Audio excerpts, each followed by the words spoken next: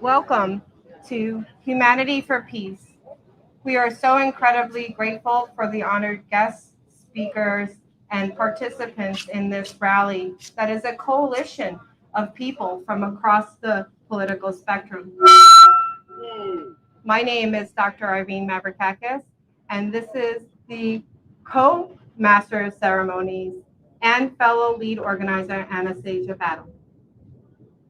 Thank you, everyone. Thank you, everyone, for joining this really important moment in history. And it's a very solemn day, August 6th, the first and hopefully only ever use of nuclear weapons done by the United States. And unfortunately, this was done on Hiroshima and Nagasaki 78 years ago. And we are honored to have Reverend Dr. Nagagaki, who will be ringing the Hiroshima bell today with us, Hiroshima Peace Bell. Thank you, please.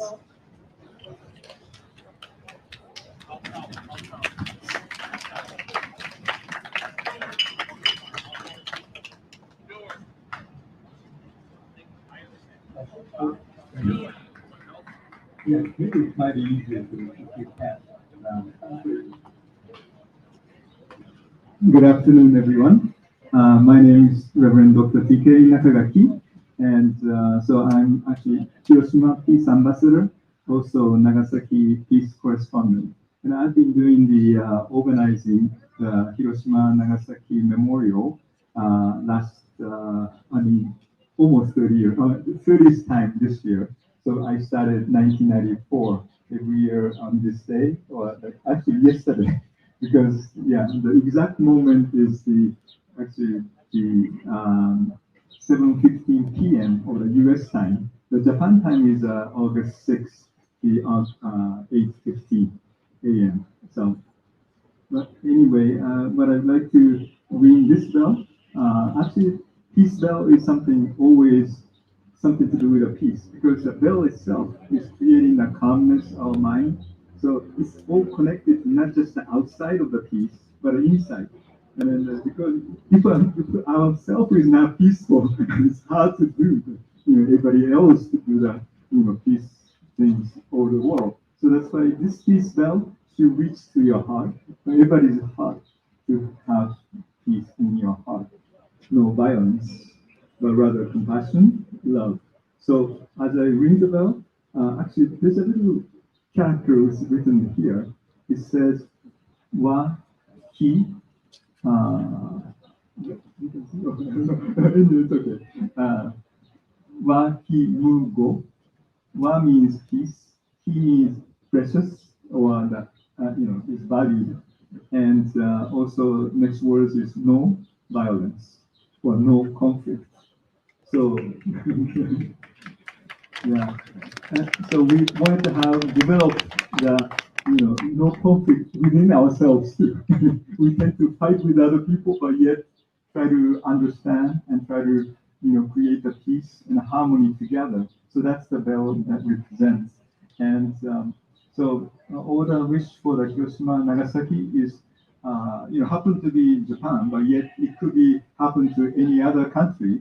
So that's and then even us too, wherever we are. And so it's very dangerous conditions. And so we would like to start with this peace spell. So since we're doing a peace work, why don't we create the peace within ourselves first? And then so I'll ring the three bells. First, maybe Hiroshima, and second, Nagasaki, and the third one, Nagasaki's, no more Hiroshima's first one, no more Nagasaki's second one, no more wars and violence in the third one. And also you can create the peace. Okay? Sorry for that long.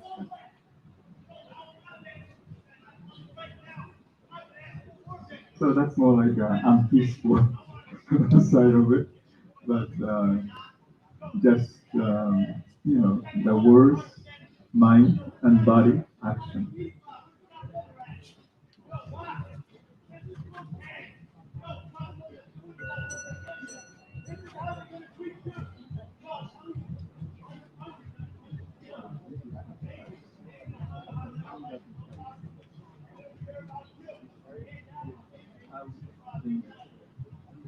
Go up and hug him afterwards.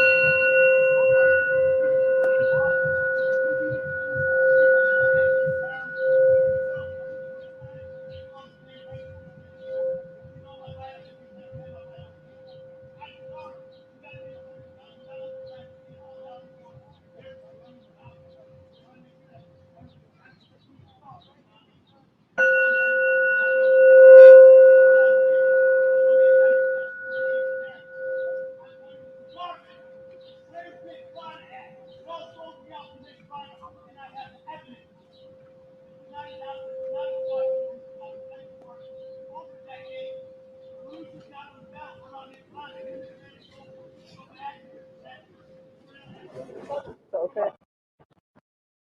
Thank you very much. Okay, so I hope we can create a peace within all the conflicts and everything that we have. So this is a perfect way that we start this gathering today, I believe. So thank you. Thank you so much. We're going to turn up the sound right now. I'd like to turn up the sound. Okay.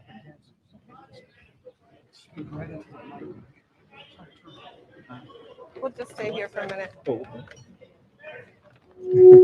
Taking shows. You ready? You're going to introduce the song? Thank you. Thank you. Thank you. Thank you so much. Thank you for joining us. Both together.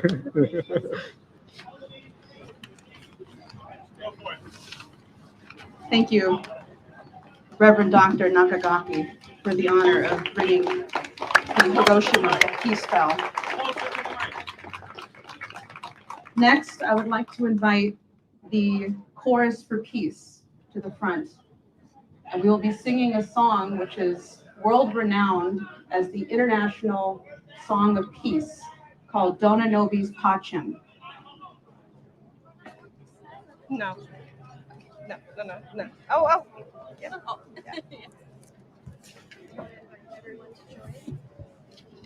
If you look on the leaflet that we were passing out earlier with our statement, on the back, there is music, a music score for Dona Nobis Pacem, and you are welcome to sing with us in this beautiful expression of peace.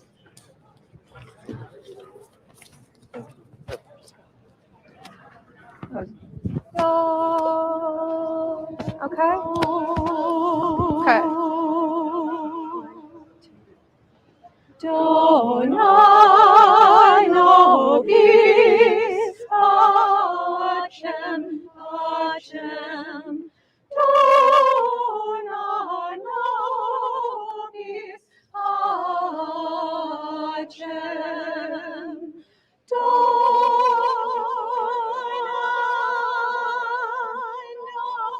Nobis pacem, dona nobis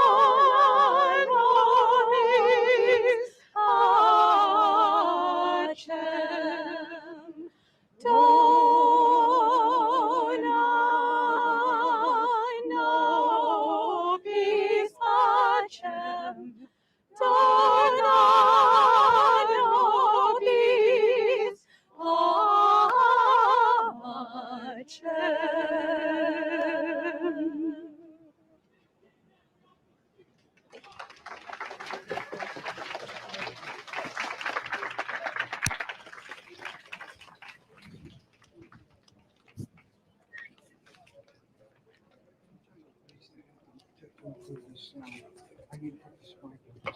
Okay. Okay.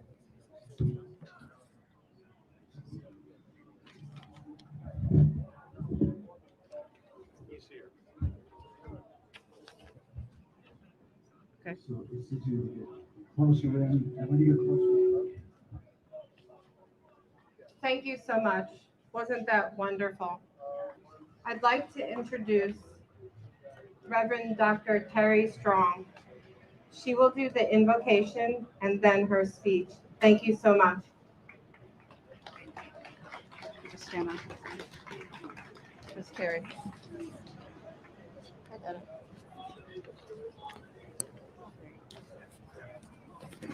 Just take this one. Let's put the live stream. Thank you.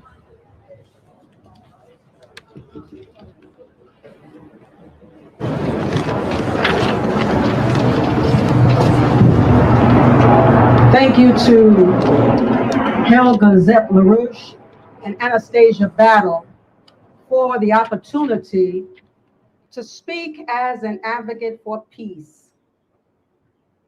Let us pray.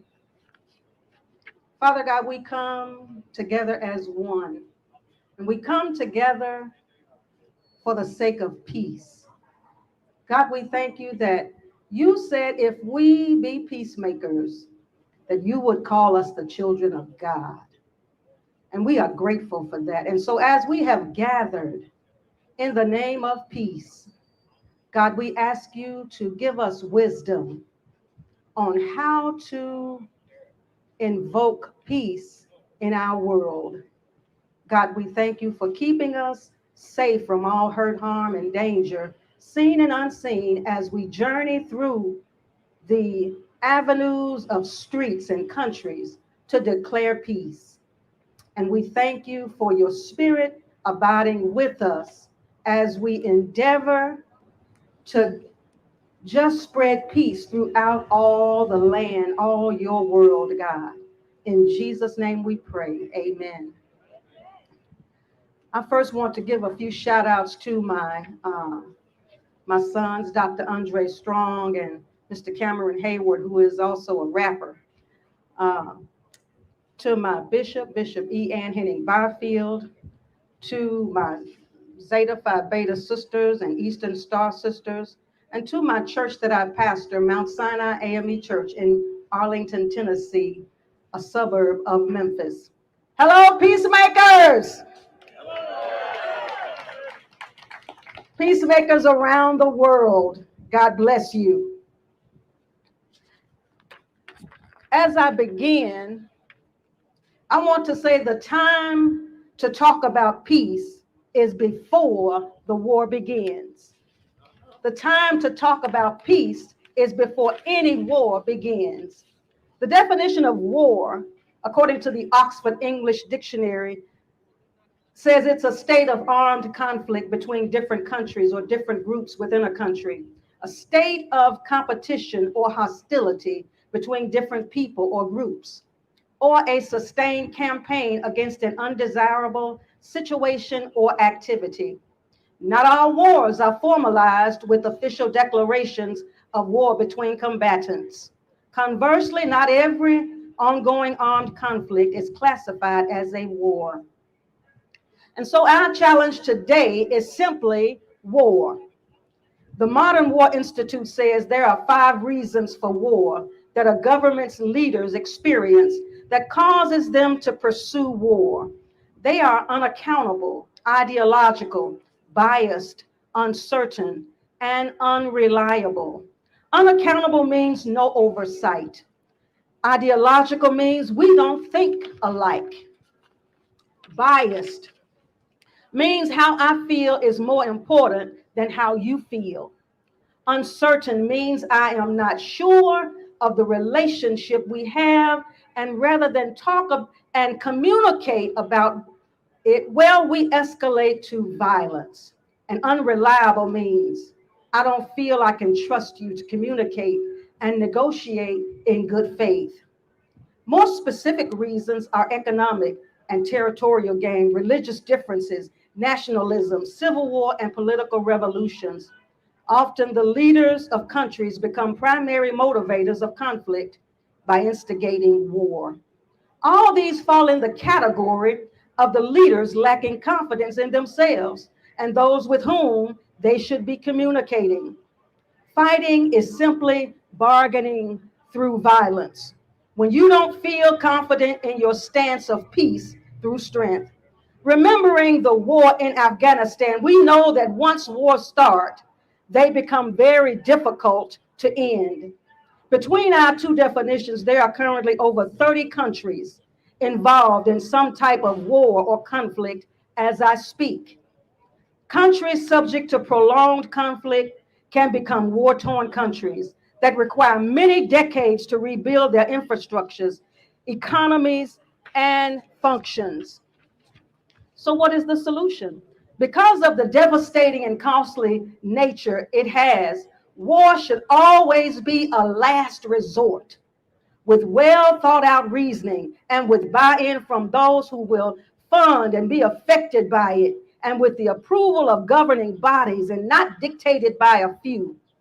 Well over $100 billion has been spent on the Russia and Ukraine war alone, not knowing if it's going to be ended peacefully. Therefore, with the financial and weapons pledged, we should demand that there be in place transparency of the need for war and an exit strategy of peaceful means as soon as possible. We should also establish a nonpartisan grassroots World Council of Peace and a joint committee, because a lot of times the people are on one accord when the leaders are not. So I offer you a declaration of hope. There is a movie called Remember the Titans, starring Denzel Washington, that begins with racial division, confusion, hatred, verbal wars, and fist conflicts, and ends with racial peace because they found the commonality of humanity to reach for in unity rather than reaching for division. Therefore, I hope that our reach for the commonality of global humanity for the sake of humanity, which fosters unity and peace, will end the dangers of division and war. The words of Dr. Martin Luther King Jr. remain true, that says hate cannot drive out hate. Only love can do that. So our declaration we offer today is that we declare that unity is more powerful than division. Intelligence is more powerful than ignorance. Wisdom is more powerful than foolishness. Hope is more powerful than doubt. Humility is more powerful than arrogance. Love is more powerful than hate. And peace is more powerful than war.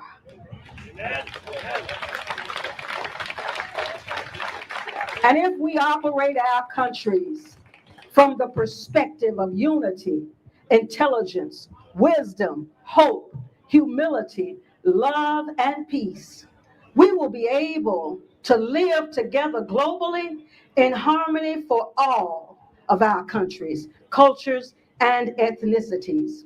We therefore declare ourselves to be united in peace for our world. For this makes our world livable for all and pleasant and pleasing to Almighty God. In his speech, in his 1963 speech entitled World Peace, President John F. Kennedy asks the graduates to whom he was speaking to re-examine their attitudes toward peace, the Soviet Union, and the Cold War. The president also announced that he, Soviet Premier Nikita Khrushchev, and British Prime Minister Harold Macmillan had agreed to hold discussions concerning a comprehensive nuclear test ban treaty. Finally, he explained that the United States would not conduct atmospheric nuclear tests on the condition that other countries would uphold that same promise. In other words, we all must be on one accord for peace. President Dwight D. Eisenhower stated in his farewell address as president the following: To all the peoples of the world, we pray that all peoples will come to live together in a peace guaranteed by the binding forces of mutual respect and love. And I say, if we all do this in all countries, war will never be the tool we reach for to resolve our differences. So today, August 6th, in the year of our Lord 2023, here at the United Nations Plaza, at the International Coalition for Peace rally, to seal this declaration of hope, I say in this song, penned by Jill Jackson and Cy Miller, let there be peace on earth and let it begin with me. Let there be peace on earth, the peace that was meant to be. With God as our Father, we are family. Let us walk with each other in perfect harmony. Let peace begin with me. Let this be the moment now. With every step I take, let this be my solemn vow. To take each moment and live each moment in peace eternally. Let there be peace on earth and let it begin in me. Let there be peace on earth and let it begin in me. Thank you so much.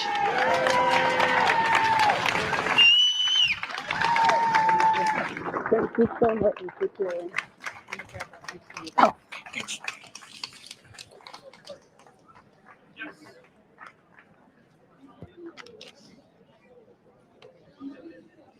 Thank you so much, Dr. Reverend Terry Strong.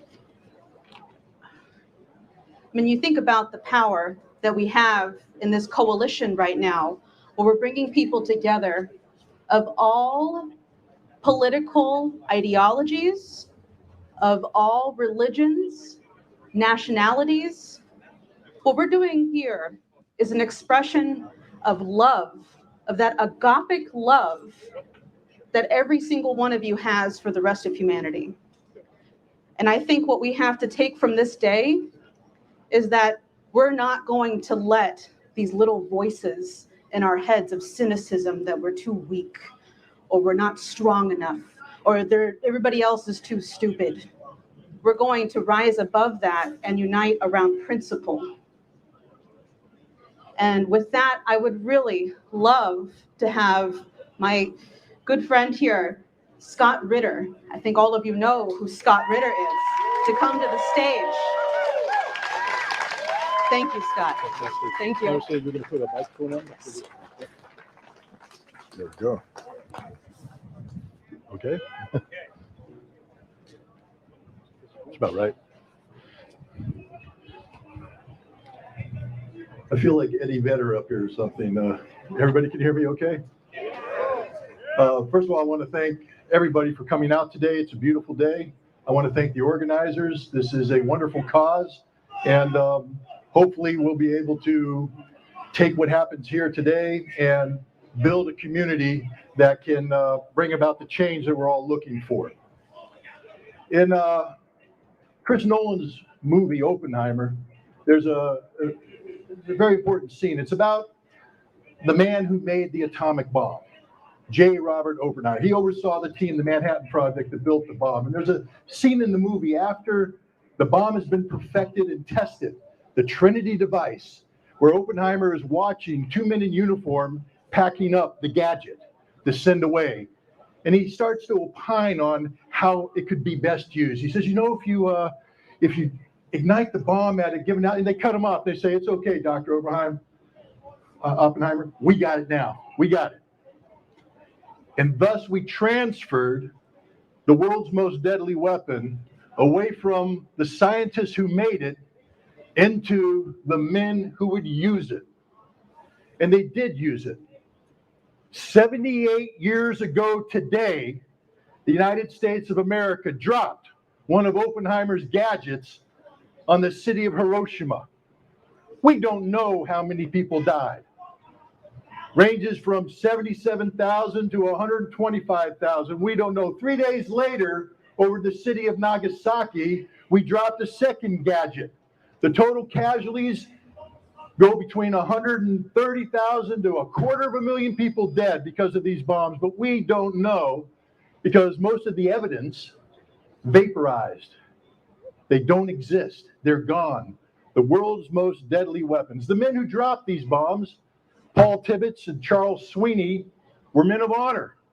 They're men who were serving their country. Paul Tibbets flew combat missions over Germany in an effort to defeat the Nazi threat. So I don't want to hear anybody say how evil he is. He was doing his duty as an executioner does their duty. He never once voiced any regret for his decision to drop the bomb. To his dying day, he said, what I did was right. You know, and I have some sympathy for Paul Sweeney because when I was in the Marine Corps, I was in a field artillery unit that was nuclear capable. And twice a year, we practiced the procedures we would follow if we were called upon to deliver a nuclear device against a hostile enemy force. And I will tell you right now, with absolute certainty, I and every single Marine would have obeyed those orders had they been issued, because we were the executioners. We weren't the ones who came up with the device. We were the ones who were going to use the device in defense of our nation. But then something happened. In the 1980s, rational thinking seemed to grip the United States. There was an amazing event that took place in June of 1982, right down the road here in New York City. 1 million Americans like yourself gathered there and demonstrated against nuclear war, demonstrated for arms control. At that time, the President of the United States was Ronald Reagan, hardcore conservative. He called the Soviet Union the evil empire. A year after this demonstration, ABC put out a TV series called The Day After. Ronald Reagan watched this series. And after seeing the depiction of what life after a general nuclear exchange between the United States and Soviet Union looked like, he turned to his advisors and he said, is this what it's going to be like? And they said, no, Mr. President, it's going to be far worse. It's going to be worse than you can possibly imagine. And that set off a light bulb in Ronnie Reagan's head. And in December of 1987, he signed the Intermediate Nuclear Forces Treaty with his Soviet counterpart, Mikhail Gorbachev, and began the process of getting rid of J. Robert Oppenheimer's device. It was the first time that the United States and the Soviet Union didn't speak of limiting the growth of nuclear weapons, but actually eliminating these weapons from the face of the earth. And you know who participated in that? You know who led the charge? Who's on the front lines in making this treaty possible? People like me, executioners, formerly trained to use nuclear weapons, and we're now having our skill sets corralled into getting rid of nuclear weapons. And ladies and gentlemen, that was a good thing. Unfortunately, we were not able to maintain the momentum. We got knocked off track.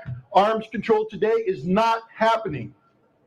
The last remaining arms control treaty, New START, expires in 2026, and there is no negotiation taking place today to renew it. And this is happening at a time when both the United States and Russia are talking about spending billions of dollars, some would even say trillions of dollars, in modernizing their nuclear forces. But this time the modernization will take place without any limitations, without any restrictions imposed by arms control. It will literally be a nuclear arms race.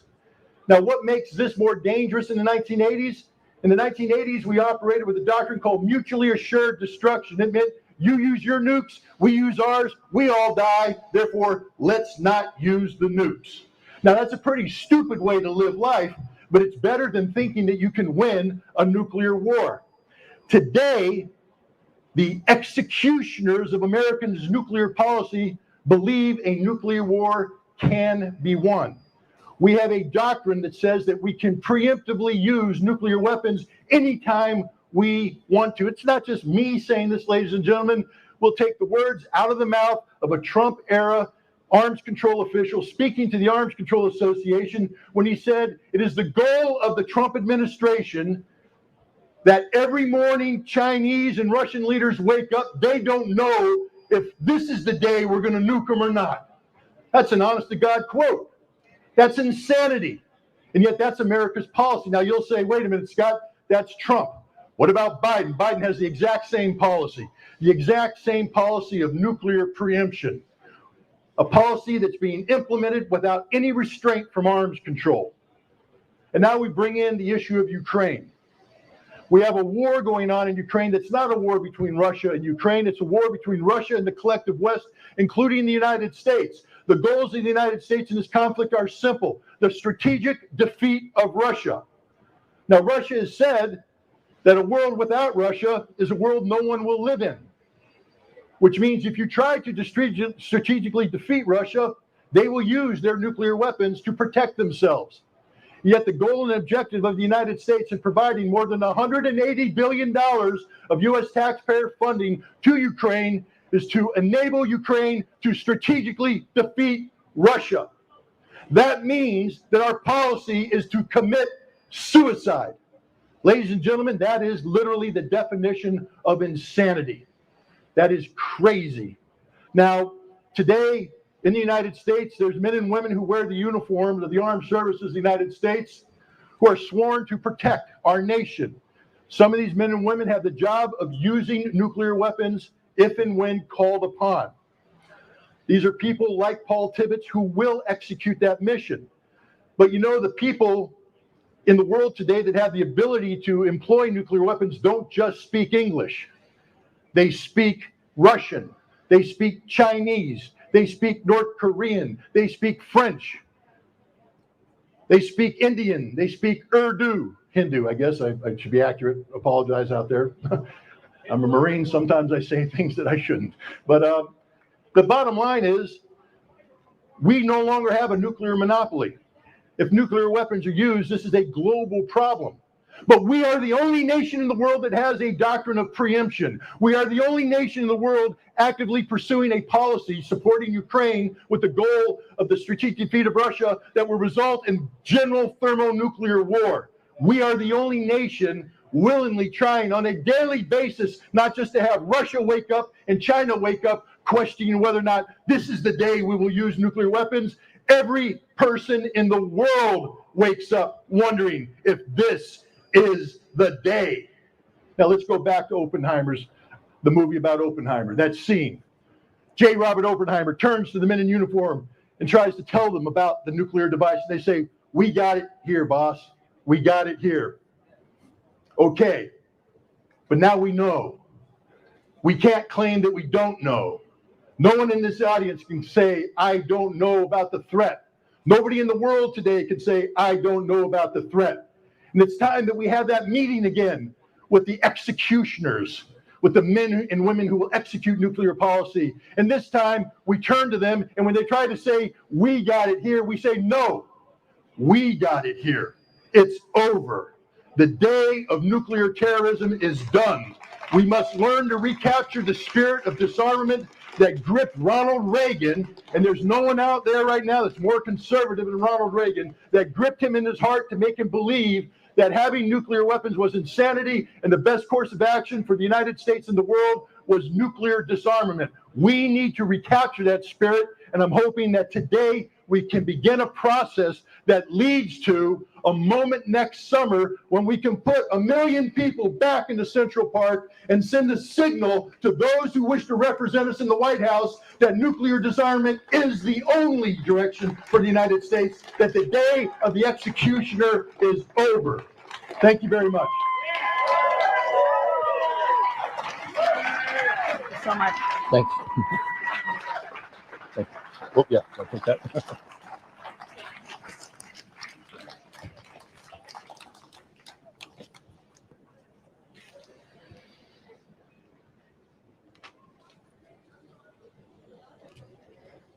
Thank you, Scott Ritter. I think that we should give him another round of applause. Thank you.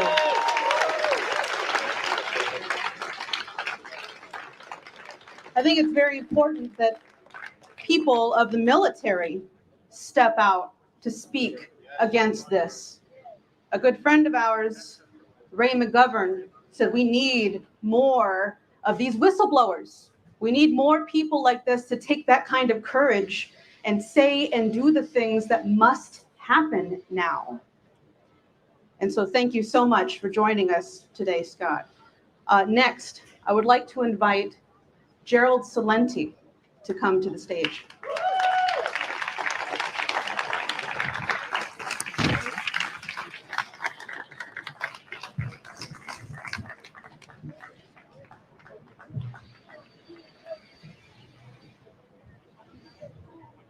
Thanks a lot. A little lower. A little lower? Good. Speak right into the All right. Hello, everyone. Thank you so much for coming here. So, my heart is broken. Here we are at the United Nations. United nothings.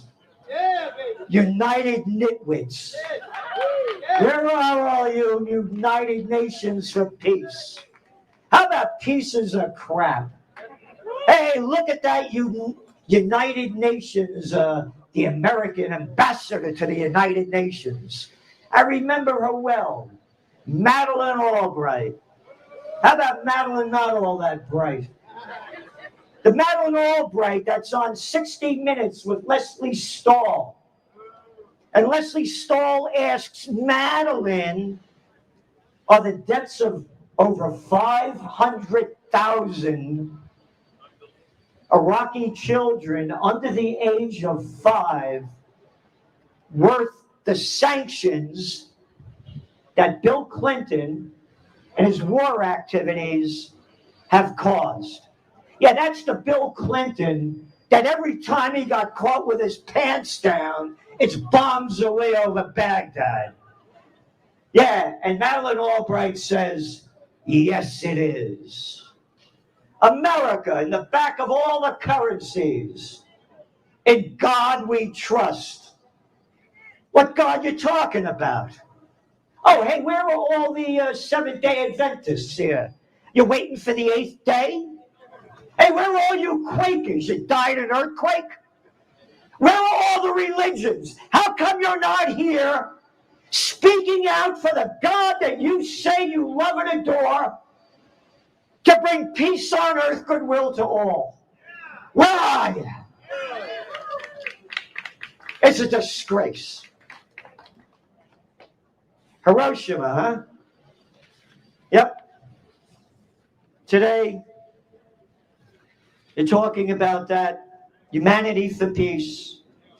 Hiroshima, Nagasaki, has Scott Ritter, a real man, a real courageous man, a patriot, just said about, they don't even know how many hundreds of thousands of people we killed for nothing.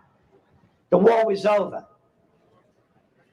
So, I do these podcasts every Wednesday with Judge Andrew Napolitano. And he said, you know, the United States put sanctions on Japan. And that's one of the reasons what happened in the beginning of World War II. So I looked it up. Now, I'm not a kid. I've been around a long time. I just looked this up. And it's in History Today. Mainstream propaganda outlet, right? You got to believe what they say. You ready? On July 26, 1941, President Franklin Roosevelt seizes all Japanese assets in the United States. Wait a minute, seize Japanese assets? You mean he stole their money and everything else? Yeah, that's right. Why did he do it? In retaliation for the Japanese occupation of French Indochina. Hey, what do I care what's going on over there? And what the hell are the French doing over there in French Indochina? How about calling it Vietnam? How about calling it Cambodia and Laos? How about them stealing all the rubber and the tin and slaughtering the people? Why, those dirty Japanese, they're taking it away from the French. All right? On July 24th, Tokyo decided to strengthen its position in terms of the invasion of China by moving through Southeast Asia. France agreed the occupation of its Indochina colonies. Japan followed up by occupying Cam Ranh Naval Base, 800 miles from the Philippines, where American had troops. What the hell are we doing in the Philippines? That's none of my business. I, Gerald Celente, am an American patriot who observes our founding fathers like George Washington, the cat that crossed the Delaware, yeah, him, his farewell address. Oh, the President of the United States that fought, unlike the little boys that we got here now, that love war, that couldn't fight their way out of a paper bag. Oh, yeah, Obama, I want that guy Assad out of there. No, Celente, you have to say it properly. You're too Italian when you say that. Assad has to go. Gaddafi has to go. Hey, you want to go take him out? Go take him out. No, we're going to kill all the people over there that we can and get what we can. Could you imagine little Billy Clinton fighting? Could you imagine little Georgie Bush with a pair of cojones smaller than a mothball fighting? No, no, no. But this is George Washington, the real fighter. He tells the American people, do not get involved in foreign entanglements, particularly what's going on in Europe, because basically this crap has been going on for thousands of years and it's none of our business. So what the hell are we doing in the Philippines? Oh, you mean stealing what we can steal? Going back to this article. Those lousy Japanese, the Americans, where the Americans had, and the Japanese went into Singapore, where the British had troops. Why, the sun never sets on the British Empire. We could kill whoever we want. You have to say it properly. So those Japanese. So what happens is, President Roosevelt swung into action by freezing all Japanese assets in America. Britain and Dutch East Indies followed suit. Oh, the Dutch and East Indies slaughtering all those people? They followed suit. The result, Japan lost 3/4 of its overseas trade and 88% of its oil. They only import 100% of their oil. Can't understand why they bombed Pearl Harbor. Haven't figured it out yet. Look what's going on. World War III has begun.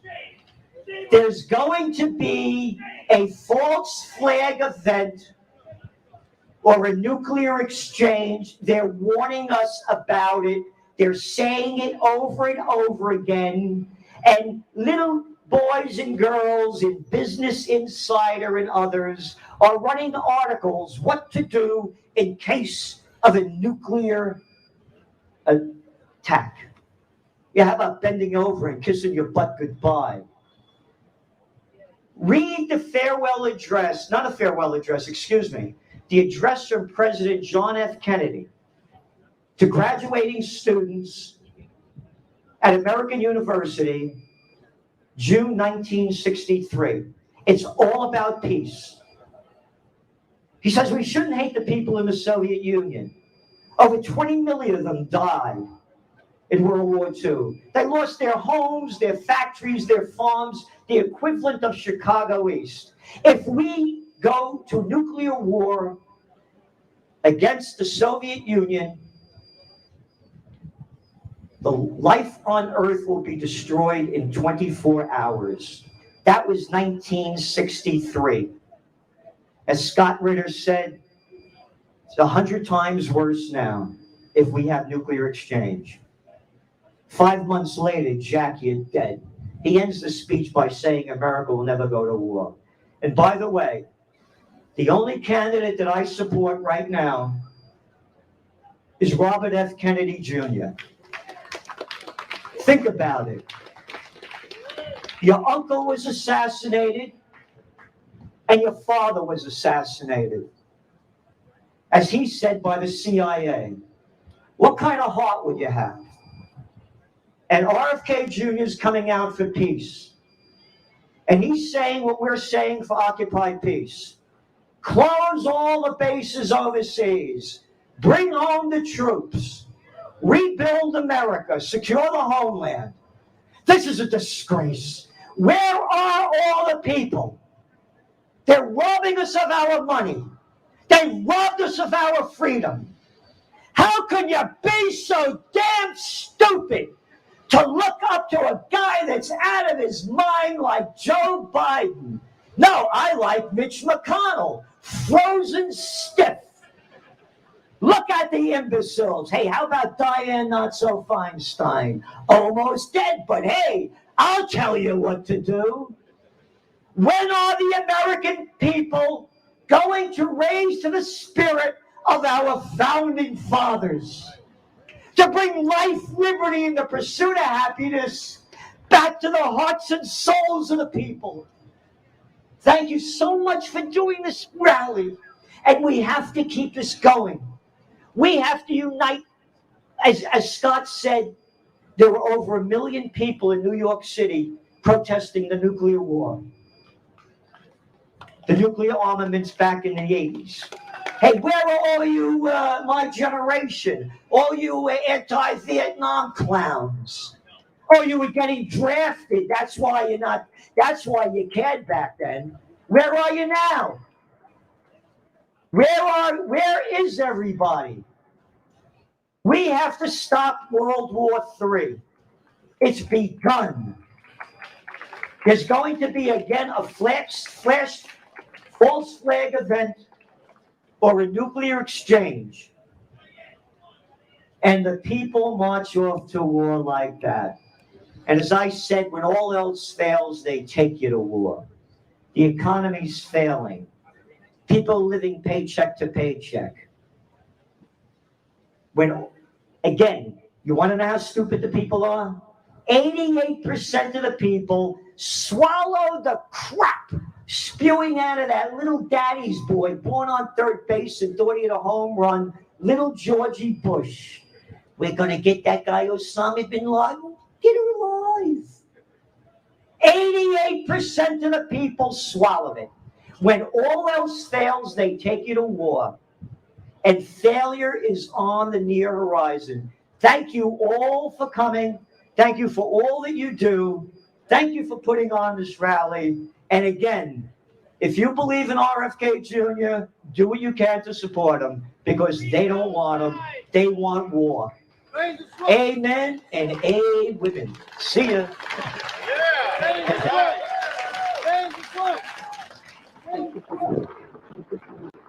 Yeah, my pleasure.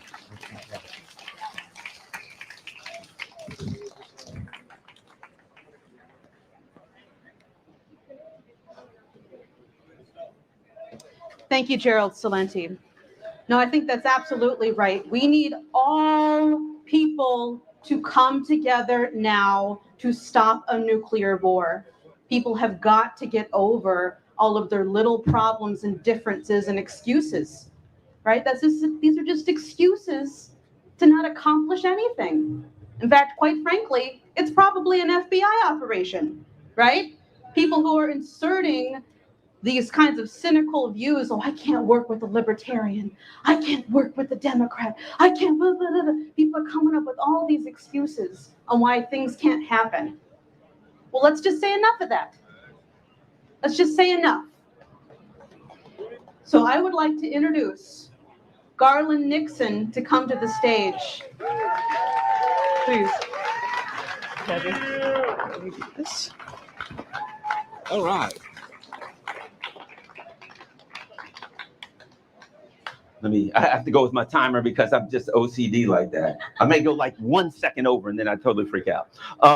So what I'd like to do is talk to a different group. I love you people, love you all, but we got to talk to some of the people who are in this group. Certainly we've got some people here from Langley, Virginia, from the Hoover building, the FBI building. You know you're there. Thank you for helping to fill out the crowd. But what I'd like to say, and it's going to go somewhere, is to the people who are doing this stuff. And I'm going to say 2 words that pops into everybody's mind: bomb shelter, right? When you say they're doing this, most people are going to say, yeah, but they're not scared because they got bomb shelters and they figured that they'll blow us all up and they'll go to their bomb shelters and they'll all be good, right? Which I think there's probably some validity. Most people think kind of, raise your hand. You kind of have that feeling they got bomb shelters and maybe that's part of the plan. Okay, so to them, I'd like to throw this out to you. Just think about the people. You know you're watching it right now. Eventually, let's just say your plan goes down and you end up in the bomb shelter. Because right now, what are they afraid of? They're afraid that the little people will all wake up and rise up against their totalitarian ways and take over things, right? Well, let's just say they get what they want. They end up in a bomb shelter. So there they are in the bomb shelter. Now, in a bomb shelter, you're a billionaire, you're Bill Gates or somebody, you're a senator, you're whatever. You're in the bomb shelter, you're living good. But in a bomb shelter, and being who you are, you got to have cooks, and you got to have security, and you got to have people that do things for you, right? Littles, nobodies that clean up and all that kind of stuff, right? Now, when you were out here, you were worried about all the littles rising up against you. But in that bomb shelter, and I know you're watching, at some point, the security people and the cleaning people will start to think, and they'll start to meet, and they'll start to say, you know what? They can't really pay us because there ain't no banks to cash our checks. And if we did, what would we spend them on? We can't go outside because everything's new. It's kind of boring. We're eating powdered eggs. We're drinking our urine that's been purified over and over. That's where we're going to do the rest of our lives. And at some point, they'll realize, wait a minute. In the other luxurious side of this bomb shelter, we got a bunch of billionaires and senators and all these people telling us what to do. But there ain't no such thing as billionaires and senators anymore because all that's behind us. So in reality, in the same way that the rules-based international order means might makes right, I can do what I want to do because I got a bigger military, right? Fangs and claws, back to the days when whoever had the biggest fangs and claws ruled the forest, right? At some point, they're going to realize we're security. We got guns. And we're chefs and cooks. We got knives. And on the other side of this bomb shelter is a bunch of billionaires who are out of shape and they ain't got no weapons. And your biggest fear in this world that we were in, if you get in that bomb shelter, at some point your biggest fear will come true there. And they'll wake up and say, wait a minute, we got the guns, we got the knives, they can't pay us, and they'll come over and have a little talk with you. And they will say, we've come to realize that you guys aren't senators, you're not billionaires. Pardon me.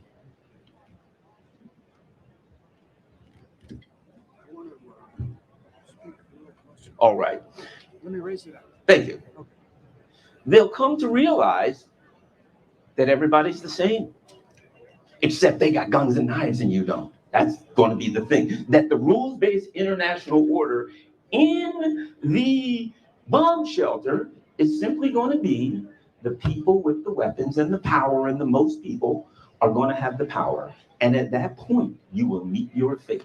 At that point, the thing that you feared that people here, that the average, regular, everyday, working class person would wake up one day and would rise up against you, at that point in your bomb shelter, that is bound to happen. There's no way that doesn't happen. There's no way that people sit in a bomb shelter for 6 months, 8 months, or a year and don't start to kind of philosophize and realize the power dynamics, and you are going to lose in the worst possible way. And they're going to realize that all of their family is dead, that everything they know is gone, and you're the one that did it. So I say to the neocons and the people in Congress and the people in power who are acting in such a reckless manner with our lives, thinking that maybe somehow they can escape and they can go into the bomb shelter. First of all, what kind of life is that? Living in a bomb shelter until you die at some point because you can't go outside of it. But secondly, inside that bomb shelter, the dynamics that you fear have to come to fruition sooner rather than later. It would be your worst nightmare to be in a bomb shelter. Imagine that. You're a bunch of rich people in a bomb shelter, and on the other side of the bomb shelter is a bunch of people that you screwed over and killed their families and destroyed everything that's dear to them, and they wake up and realize it. I say that to them, just maybe it'll scare them enough with reality that they'll think about not doing it. But that particular little story should be a story for us. Let's not wait for the bomb shelter. The fact of the matter of it is, if we ever come to the reality that there's more of us than there are of them, far more of us than there are of them, we ever come to the reality that we need to stop arguing over Trump or over this guy's a libertarian, this guy's a socialist, this person's a trans person, this person's a whatever.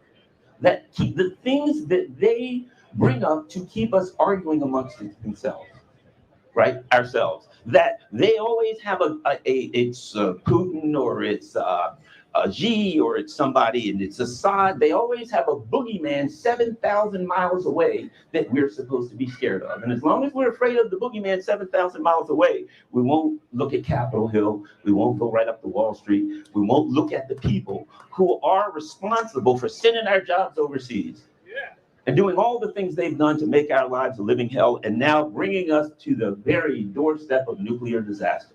So in the same way that my story of the bomb shelter is a simple one, sooner or later the dynamics are going to be obvious. Let's get the dynamics obvious now, and let's make sure that we understand, look, in that bomb shelter, the cooks and the security people, and you're going to have technicians. The technicians are going to be much better trained. They're going to have highly educated. You're going to have various groups, but at some point they're all going to come together and realize the smallest group in this bomb shelter are the people that caused all the problems. Perhaps we should address that. They might want to read something about the Donner Pass. I think that may be a consideration. But the bottom line is this: that's where we are now. The people that are causing all the problem is the smallest group, the tiniest fraction of 1%. There's too many of us.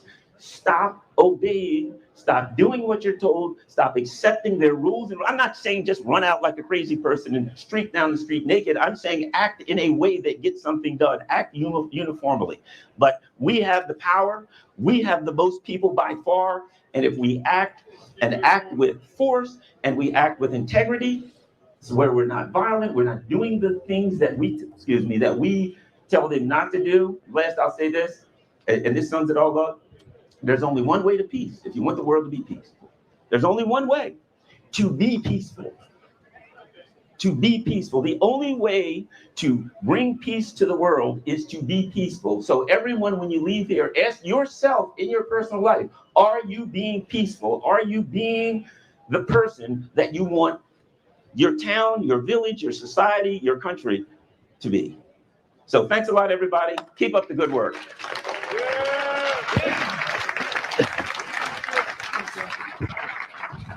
Thank you.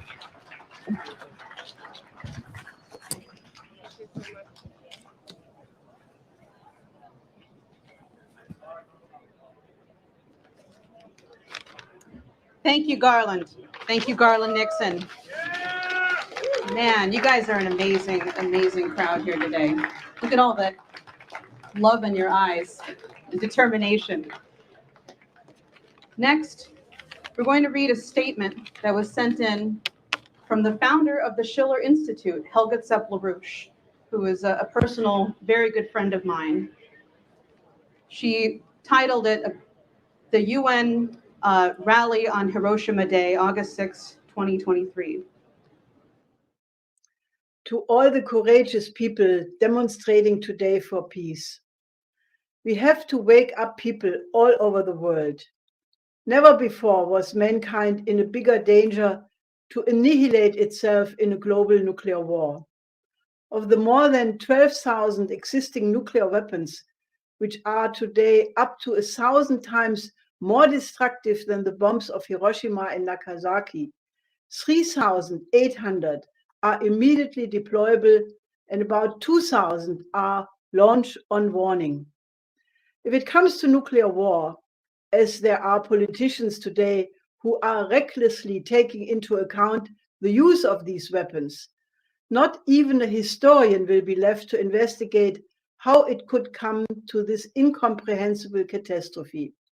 If it happens, the people who die in the first minutes will be the comparably lucky ones, for in the following days, months, and years, all life on this planet will become extinct, both through total radiation and a nuclear winter of many years. Everything what have thousands of generations struggled for, all sorrows and joys, all poems and songs will vanish forever.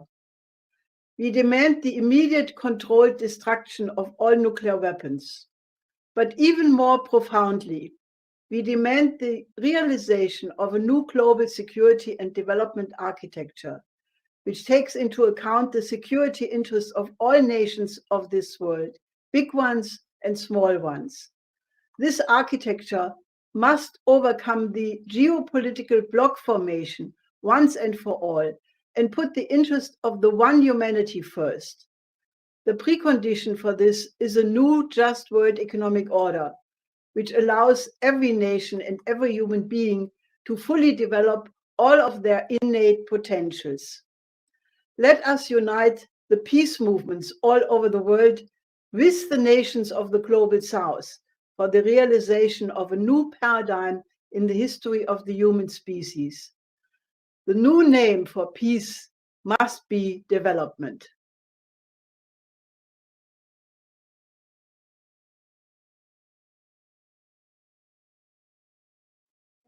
History of the human species. The new name for peace is development. Thank you.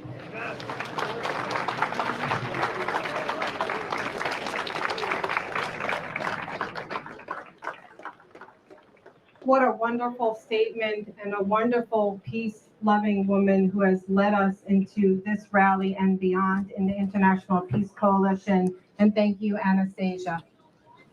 Is it on? We love you, Anastasia. Thank you. I love you too, Anastasia. I'm going to read a statement from the former president of Guyana, Donald Ramata. Dear friends, I send you the best greetings and solidarity on your heroic efforts to bring peace to our world and to prevent any further deterioration to the grave situation existing in the Russian-Ukrainian conflict. It is quite possible that this situation can escalate into nuclear conflagration. This is why your action today is of immense importance. It is a fundamental democratic issue. We, the vast majority of people in this world, are opposed to war. We deplore the loss of young lives that are being wasted so wantonly. The reason this is continuing is because a very tiny minority of persons, people who profit from wars and those who have illusions of total world domination, are determined to silence all opposition to their plans to rule the world. Let me be quite clear. A lasting peace is not possible to be built on the insecurity of another country. Russia and the Russian people have the right to security. Trying to destroy Russia and to balkanize the country is a recipe for global disaster. It is also really immoral for NATO to conduct a proxy war against Russia at the expense of hundreds of thousands of young Ukrainian lives. We must demand an end to this carnage now. We must demand that all nuclear weapons be destroyed. Nuclear disarmament is the first essential step towards total disarmament. The great scientist Albert Einstein once said that we cannot prepare for war and hope to have peace. Those words ring even true today than they ever were uttered decades ago. Colleagues and friends, your protest today is taking place on the 78th anniversary of the detonation of the first nuclear weapon in Hiroshima, Japan. In minutes, more than 200,000 persons perished and an untold amount were injured. The nuclear weapons of today are some 1,000 times more powerful and destructive than those that were unleashed upon Japan 78 years ago. NATO leaders want to use those weapons today. They are undoubtedly working on the assumption that the world has forgotten about the catastrophic consequence of what happened so long ago. Let us tell them that we will never forget. Let us tell them to immediately halt their aggression and abandon their programs for future wars. Let us reaffirm the brother and sisterhood of humankind. Let us stay the course until genuine peace based on freedom, prosperity, and justice is achieved. I embrace you all. Signed, Donald Ramatar, former president of Guyana. Thank you so much.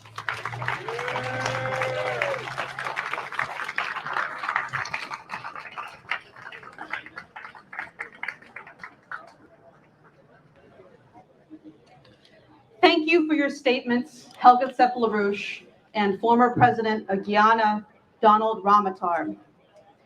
Next, I'd like to introduce another very personal friend of mine, Diane Sayre, who I think all of you know, living in New York City, who Diane Sayre is and how dangerous she is to the enemies of mankind. Please join us today.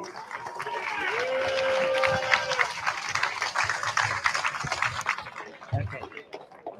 Thanks.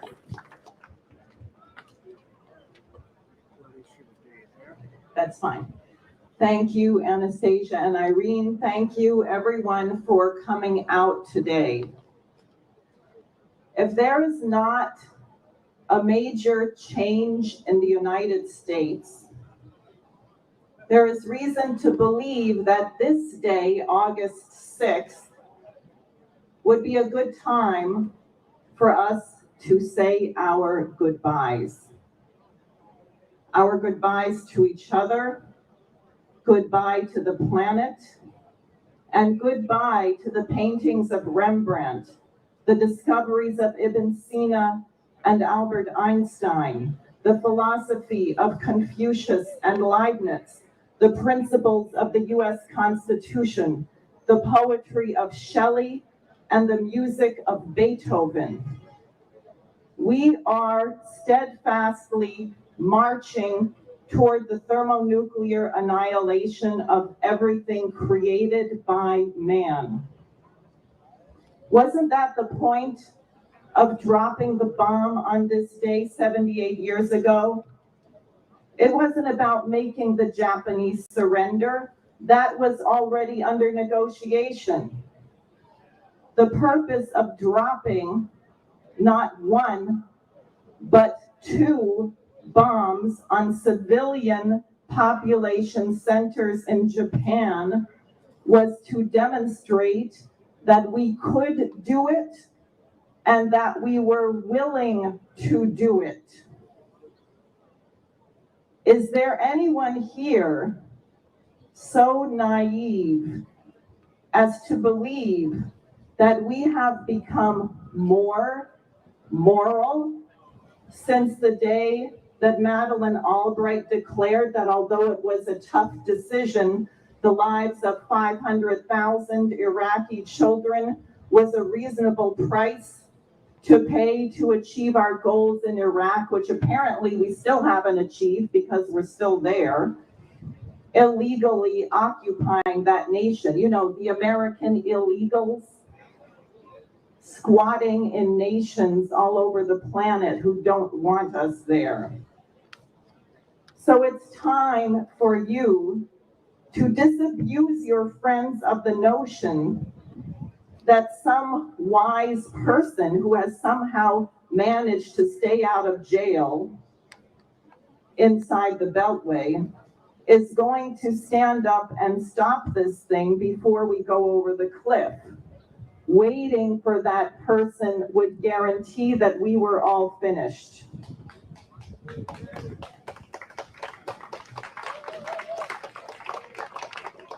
But having said that, I am not pessimistic. I'm optimistic because I don't intend to allow the annihilation of the human race to occur while I have breath to fight. I know we are here today because we agree that we cannot let this happen. And although they are not here with us in Dag Hammarskjöld Plaza, billions of people around the world are saying no to Anglophile, which sounds a little bit like pedophile, hegemony. The leaders of African nations are banding together with Russia, China, Brazil, and others, and they are saying, no, you cannot make us send weapons to Ukraine for your proxy war with Russia. No, you are not going to tell us whom we may elect as the president to lead our people. As soon as these international leaders can hear and see signs of sentient life from within the United States, we will have a global resistance which can liberate us all from the billionaire perverts who seek to divide, rule, and depopulate us. In 1988, Lyndon LaRouche made a bold proposal for the reunification of Germany based on what he knew to be the coming end of the Soviet communist system. They were bankrupt, and he said, let us feed Poland in return for the reunification of Germany. 3 months later, he was sitting in federal prison. But the Soviet Union did collapse, and Germany was reunified. But instead of embracing this as a great opportunity to liberate mankind and raise the standard of living worldwide, Maggie Thatcher, the iron-pumping Prime Minister of the UK at the time, and George H.W. Bush jumped on their flying carpets and broomsticks and flew all over the world, starting wars. We had the hideous invasion of Panama, the first Iraq War, war in the Balkans, the Malvinas, and many, many more wars that we don't even know about. LaRouche from prison and his wife Helga from Germany warned the arrogant Anglophiles who believed they were the winners that just as the communist system collapsed, the collapse of the British liberal free trade system was nigh. And when that system collapsed, there would be a great revolutionary change of far greater magnitude than the dissolution of the Soviet Union. That moment has arrived. As Jamie Dimon of JP Morgan Chase gobbles up one bankrupt bank after the next, subsidized by taxpayer-funded bailouts, I am sure that there are plenty of Wall Street and City of London insiders wallowing in their dirty diapers in secret board meetings trying to figure out what to do. I don't know what to do. Let's overthrow Putin. Let's overthrow Xi Jinping. Then it won't matter if we collapse because at least they won't be running the show anymore. Well, it ain't working. The beautiful irony is that the more that they try to destroy other nations, the faster they destroy themselves. I think that's how God intended for things to work. So we're on the brink of thermonuclear war because that is all they have left to do. I and others here are running for office because that we know we have to shift the United States. But I think November of 2024 may be too late. We need Americans in the streets now. We need delegations in 435 congressional districts, visiting your congressman so many times that you are on a first name basis with every single staffer in their office. Anyone who supports one more nickel going to Ukraine should never be elected for anything ever again. Anyone who votes to impose sanctions on nations to starve their children to death for regime change purposes must never be elected again. And they should know that now. Julian Assange should be released from prison immediately. Lyndon LaRouche should be exonerated. NATO should be dissolved. What is needed is an entirely new order among nations based on mutual respect for the sovereignty of their people and the dignity of man. Our enemies are totally morally and financially bankrupt. So we must seize this moment to firmly establish a Republic of the United States of America, which doesn't meddle in other nations' internal affairs, but demonstrates by our own actions within our own borders that truth has standing, that justice will be served, and the people protected, so that through their talents, they may contribute to the betterment of mankind. Thank you.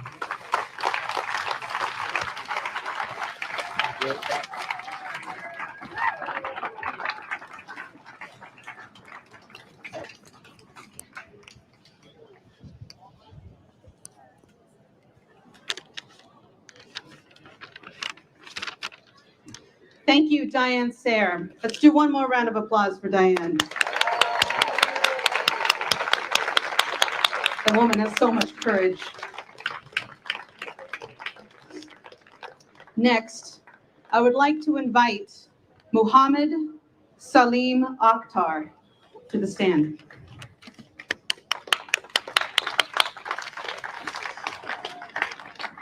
Thank you. Thank you. Let me give you this. Oh, okay.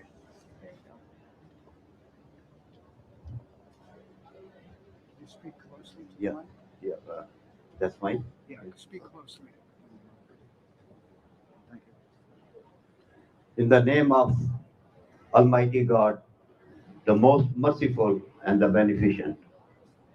It is so, first of all, I want to thank you, Diane, and I want to thank the organizer of this rally and all the friends to invite me to come and share my thoughts with you. My name is Muhammad Salim Akhtar. I represent the American Muslim Alliance. It's a national organization as the national director, and also American Muslim Task Force on Civil Rights and Elections. That is the umbrella of the major Islamic and Muslim American organizations. It is so heartening to see all of you and listen to all the speakers before me. And especially, I always wanted to see Mr. Scott Ritter, and I am glad to listen to him. We have all spoken, most of this spoken well about the danger of the nuclear war and what it has done in the past 78, 80 years ago, and what it can do. You know, most of the people think in the public, general public think that the nuclear is a deterrent to any war, which is not true. So I want to submit to you what we believe in, you know. First of all, the American Muslims, not only the American Muslims, but the Muslims all over the world, they stand in solidarity with you for the sole purpose of the peace and justice. And what we believe, what we believe is that's part of our faith, that if you kill a one human being, just one, it is like killing the whole humanity. But if you can save just the one life even, it is like saving the whole humanity. So with this belief, we are bound to stand in solidarity, not only the American Muslim, but Muslim across the world. Many couple of the speakers before me, they already mentioned the Madeleine Albright. Okay. Yeah, to be exact, what he said when somebody asked that how many million or some plus some children who got died because of their actions. Was that what? And she said simply yes. I mean, and I have been wondering since then what, as a Muslim, what I am raised and to believe, the respect and honor of the woman, because the woman is the one, her laps and her belly to endure and save the humanity. She is uh, she is the one who safeguard the culture, the safeguard the human values.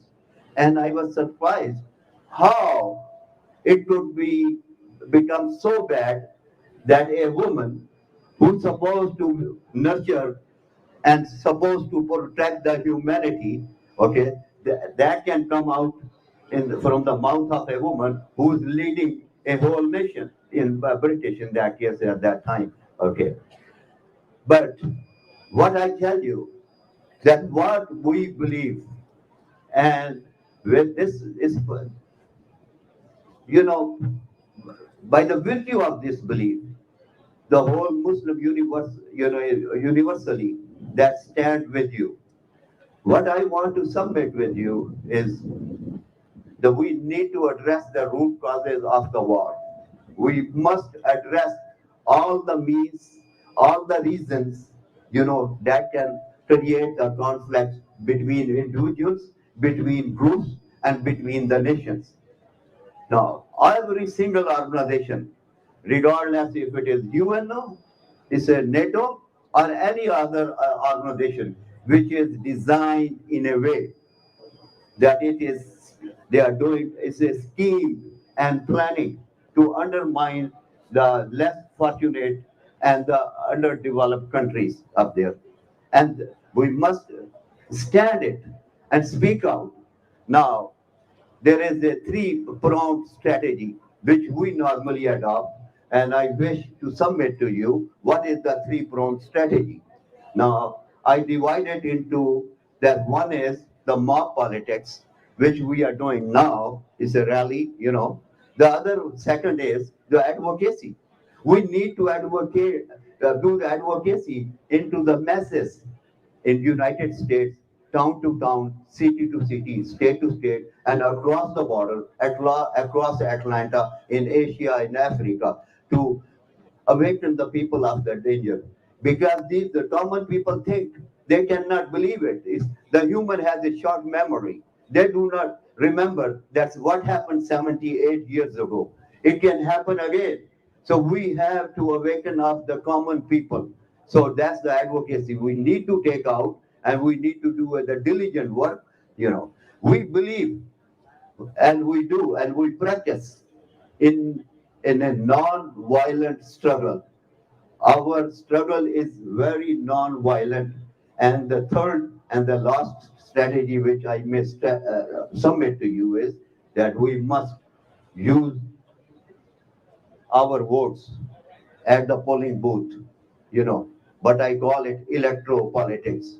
When we choose the candidates from bottom up, from a municipality member of the municipality's state assemblyman, state senator all the way to the US Senate, and then Congress, legislators, and the President of the United States. We should be able to be bold enough and come out as a block vote and then demand that we must take every single measure to alleviate those scheming and planning to undermine the majority of 95 to 98% of the human race, you know, to have a new colonialism, economic colonialism, and keep the underdeveloped countries, because economics is the reality that causes a rift between haves and haves not.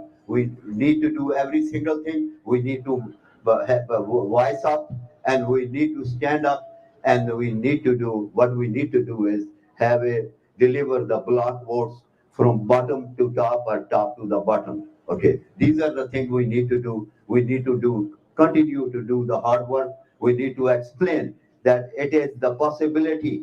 We cannot close our eyes the danger of the mass destruction. We cannot close that eyes. Okay, in the case of the recent what's happening between the recent war with a conflict right now, and the only solution is the negotiations. After every single war, there has been historically people are bound to go to the negotiation table. Okay, if we really cherish the sanctity of the human life, we must insist our individual citizens. We must insist the lawmakers. We must become part of the decision-making process instead of we being led by legislators and the president. We must be in the area where we have our say so. Okay, so we need to become the part of the decision makers. We have to utilize all the avenues. It's good. It's very heart-thriving to see the people coming from different places all over, of the nation. And I know there are some small and big gathering going on in many other cities across the world. Okay, but we have to do more than that. I again thank you so much. God bless you, and thank you for the organizer. Okay, and you all have a nice day. Thank you. Thank you. Thank you. Thank you. Thank you. Thank you.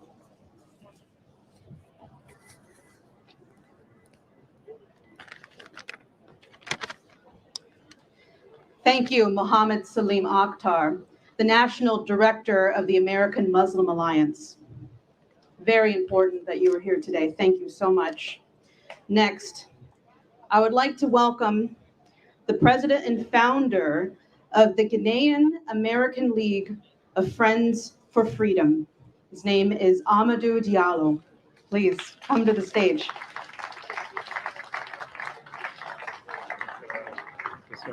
Thank you for coming. Let me give you this mic here.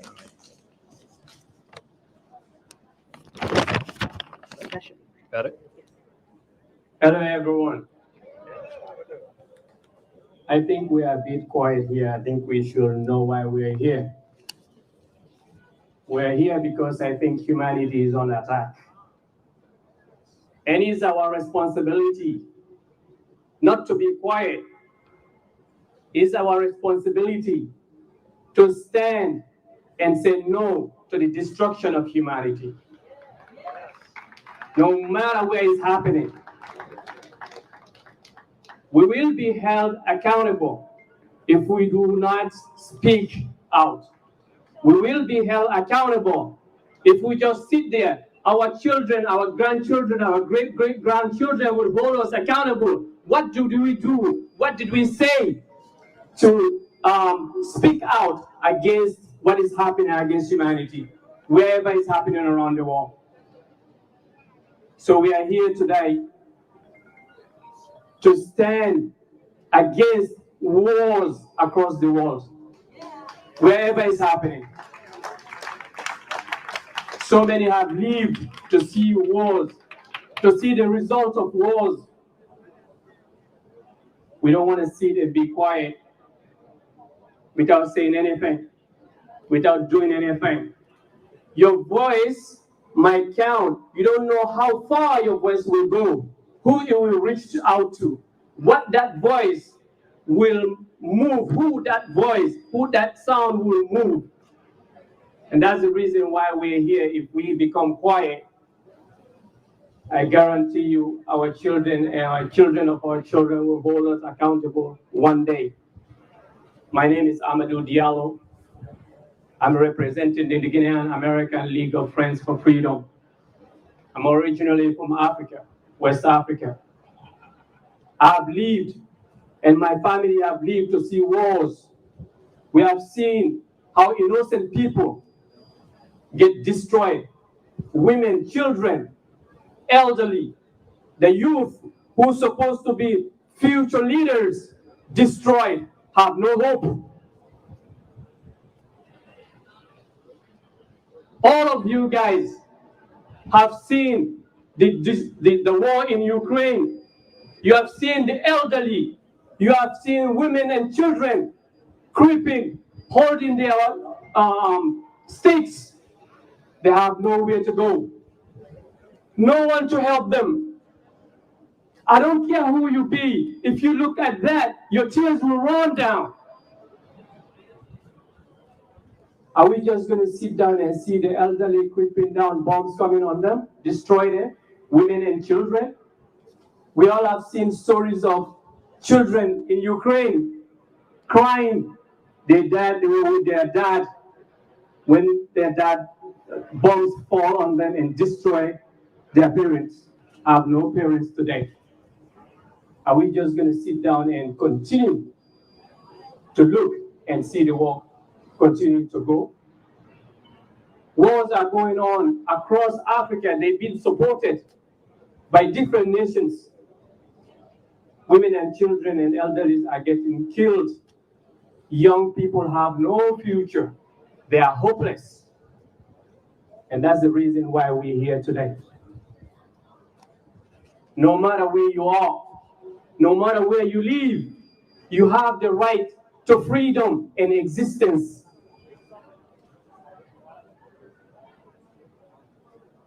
Today, the consequences of the war in Ukraine, Africa is suffering. Europe is suffering. Asia is suffering. North and South America is suffering. Young people in these nations, in this world, this part of the world, have no hope, brothers and sisters. That's the reason why we're here today. We are calling upon the world leaders to come together and bring an end to this war across the world. Yes. No one wins, brothers and sisters. And that's the reason why we're here today. Peace for humanity. Peace for humanity is what's going to help us bring these leaders together so they can make the right decision and stop wars in Ukraine, wars across the world. For peace we stand. Yes. For peace we stand. And for peace we stand. Thank you, everyone. Thank you so much.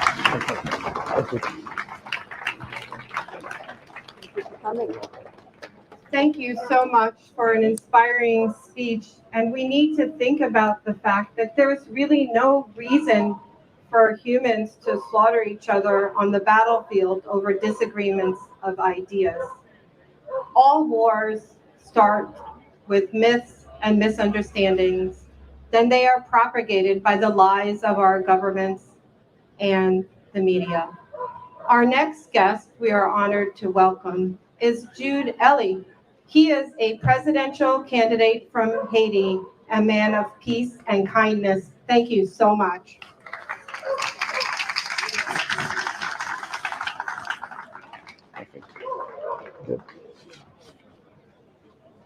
Good afternoon.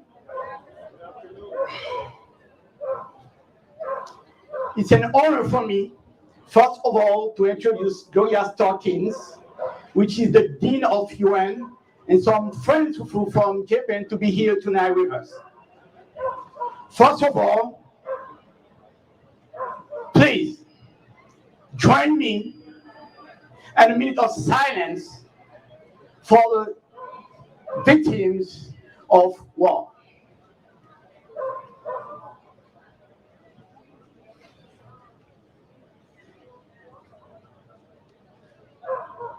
I am June Ellie. I'm from Haiti. It's an honor for me to be here to address you at this important and historical event for war and peace. The Haitian community and the diaspora in my homeland asked me to convey our deepest gratitude for this effort for peace. Today, I'm here not just to advocate for world peace, but to start change in my own country, Haiti, which is in turmoil. My heart is heavy, like the heart of all good friends of Haiti. It seems the world has turned a blind eye to Haiti's suffering. Haiti fame is not rooted in its poverty. It is in its history. 1804, Haiti was the first black nation who ended slavery and spread the light of freedom through the world.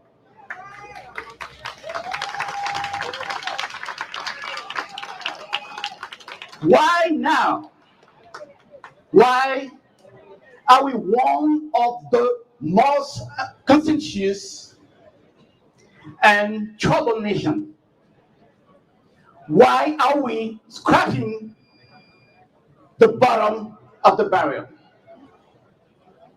Haiti is in dire need of unity, inspiration, transformative action to be able to be stable and have peace. Sustainability and equitability development to all cannot reach without true peace. To the world, I say, enough is enough. Enough is enough. It's time for action. Action to eradicate violence. Action to eliminate disparity and injustice in all its forms. War is not the answer. We do not want war. We yearn for peace.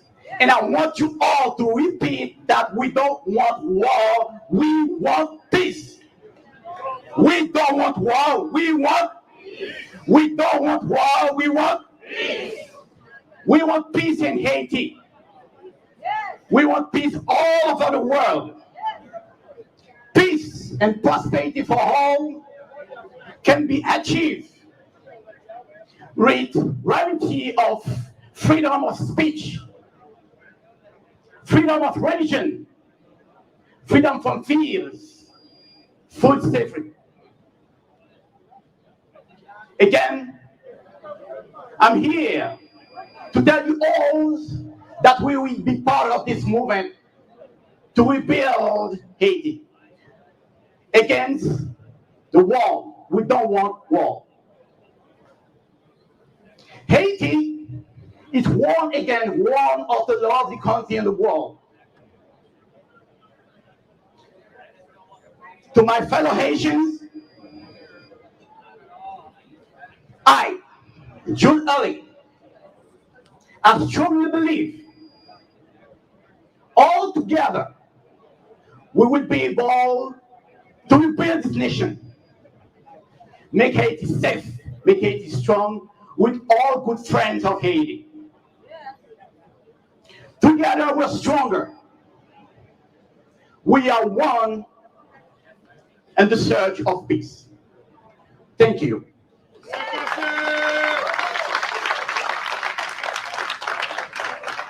you so much. Good. I'm going to grab your mic. Please do.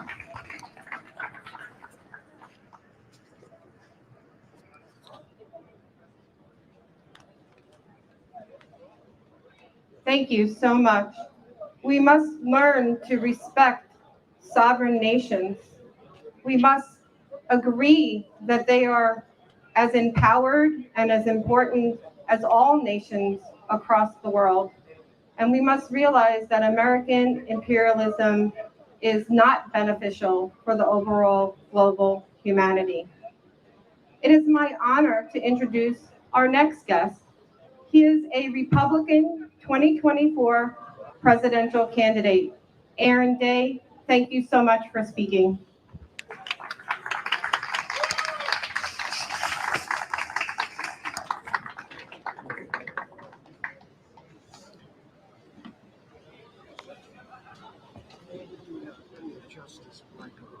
Okay.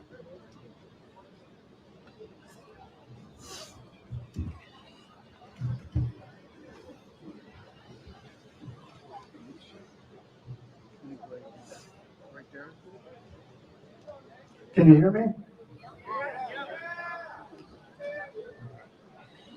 Okay, speak right into the mic. My friends, we gather today on the brink of disaster. The doomsday clock stands at just 90 seconds to midnight, the closest we've ever been to annihilation since the height of Cold War tensions in 1953. The Russia-Ukraine war edges us closer to nuclear confrontation. We've seen the devastation. Entire cities reduced to rubble, millions displaced, and civilians killed. From Kiev to Moscow, the fighting rages on. The U.S. has approved over $67 billion in military and economic aid to Ukraine, while steadily expanding NATO eastward in violation of the spirit of the agreement following the end of the Cold War. Russia threatens nuclear retaliation if the West intervenes directly. Yet hawkish politicians downplay the risks, even suggesting limited nuclear war is winnable. But as Eisenhower warned, you cannot have this kind of war. There just aren't enough bulldozers to scrape the bodies off the streets. Sisters and brothers, we stand at the precipice of oblivion. Just a fraction of the thousands of ready warheads ignite global annihilation. So I ask you, is this the world we wish to leave our children? A world forever poisoned by radiation, with survivors struggling atop the smoldering ashes of civilization? Or can we yet summon the wisdom and courage to pull back from the brink? On this solemn anniversary of nuclear destruction, we condemn the heedless rush towards war. We mourn lives sacrificed in all conflicts fomented by imperial greed. And we vow to reclaim America's destiny, not as an exporter of violence and war, but as a beacon of hope. Like Dr. King's dream, everyone here shares a dream that one day all people will stand together and say no to the warmongers driving humanity to extinction. We know this dream is possible because we see the seeds of unity here today. We are parents, teachers, students of all races, faiths, and background, yearning for peace.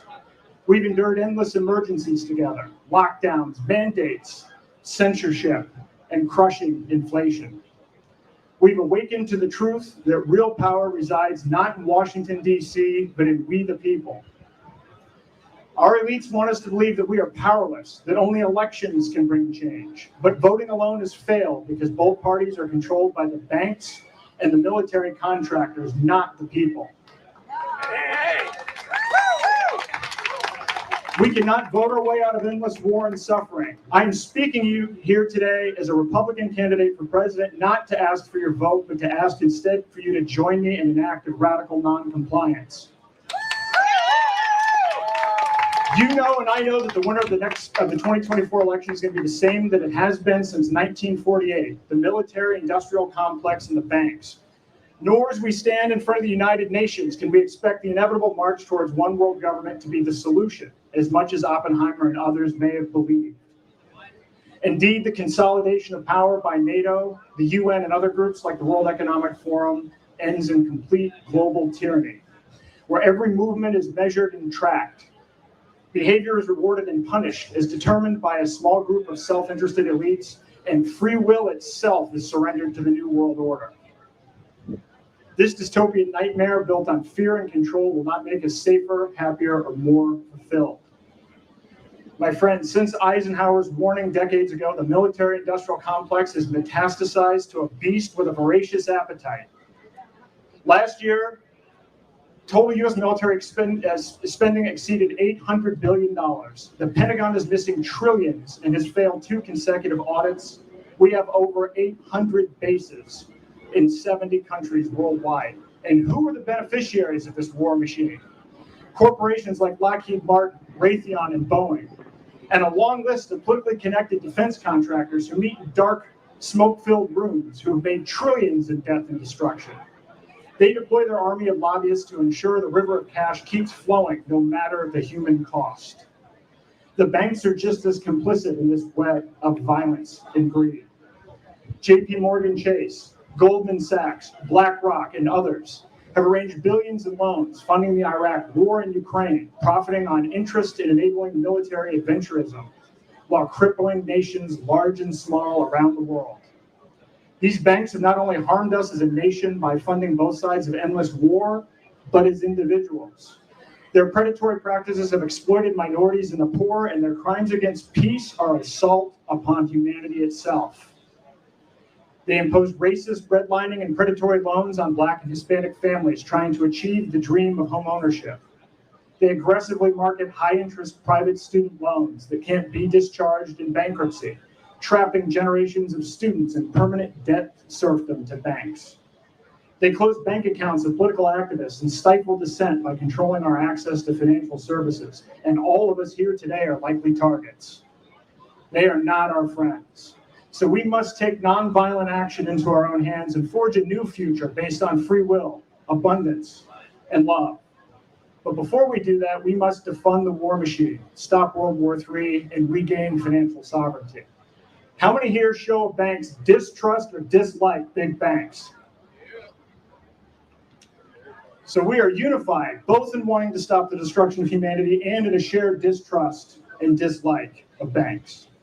The big banks fund the unholy trinity of weapons manufacturers, paid-off politicians, and military contractors. We must unite to excise this cancer before it's too late. I call on all people of conscience to unite in a common cause I refer to as fiat exit or fix it. Fiat is government-issued currency like the US dollar, backed by nothing, worthless pieces of paper with no tangible value. IOUs from a corrupt government that has lost the confidence of its people, creditors, and ratings agencies. Exit, leaving the corrupt financial system controlled by central bankers for non-government alternatives like gold, silver, and crypto. Fiat exit, or fix it, is a boycott, a mass exodus of our dollars into self-custody alternatives. Banks are now Ponzi schemes that print monopoly money out of thin air. Banks are no longer required to hold any customer deposits in reserve. What this means is that a small percentage of people converting dollars into alternative stores of value can halt the entire system. Starve the beast. This is how we defund the war machine and regain control. Some label this call for peaceful resistance too radical, but those in power will call any challenge to their profits too extreme. They said the original American revolutionaries were too radical, that abolitionists and civil rights leaders were too radical. If radical means going to the root of injustice, then we must be radical. My friends, as detailed in my book, The Final Countdown, if just 3% of us convert our dollars to alternative stores of value, we could collapse their entire house of cards. Fiat exit ends the tyranny of central bankers who manipulate our currency and enable endless wars. Future generations will tell the story of the day we found our voice and said, enough, the war machine ends here. The Fiat Exit Manifesto calls for mass noncompliance to reclaim our destiny. It is a call to action all citizens should read and can be found at day2024.com. It has already been read 1.1 million times, and I will read an excerpt from it now.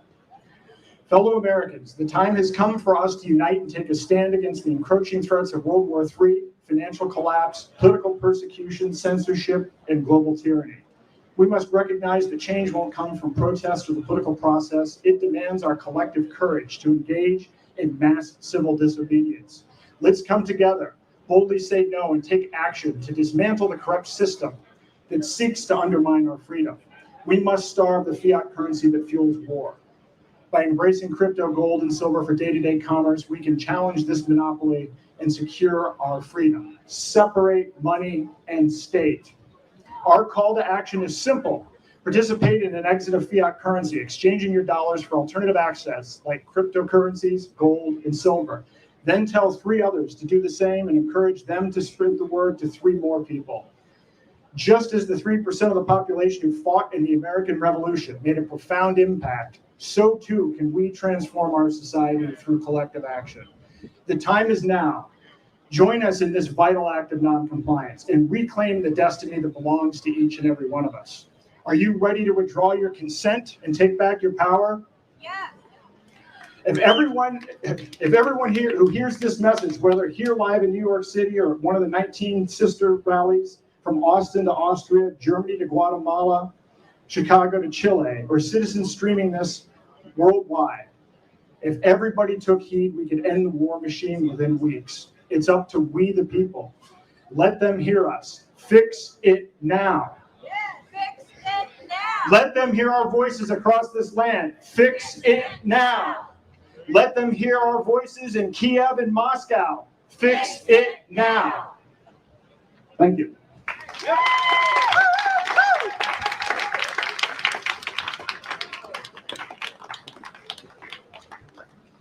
Thank you. Thank you.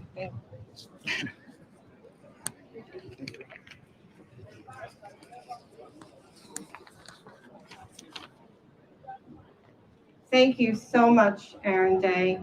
We must remember that the military-industrial complex is not here for the benefit of humanity, and we must remember that we the people have the power. It is my honor and privilege to introduce the next speaker. He is a 2024 Libertarian presidential candidate, a friend and a colleague in liberty, Mike Termott. Thank you so much. I need a microphone.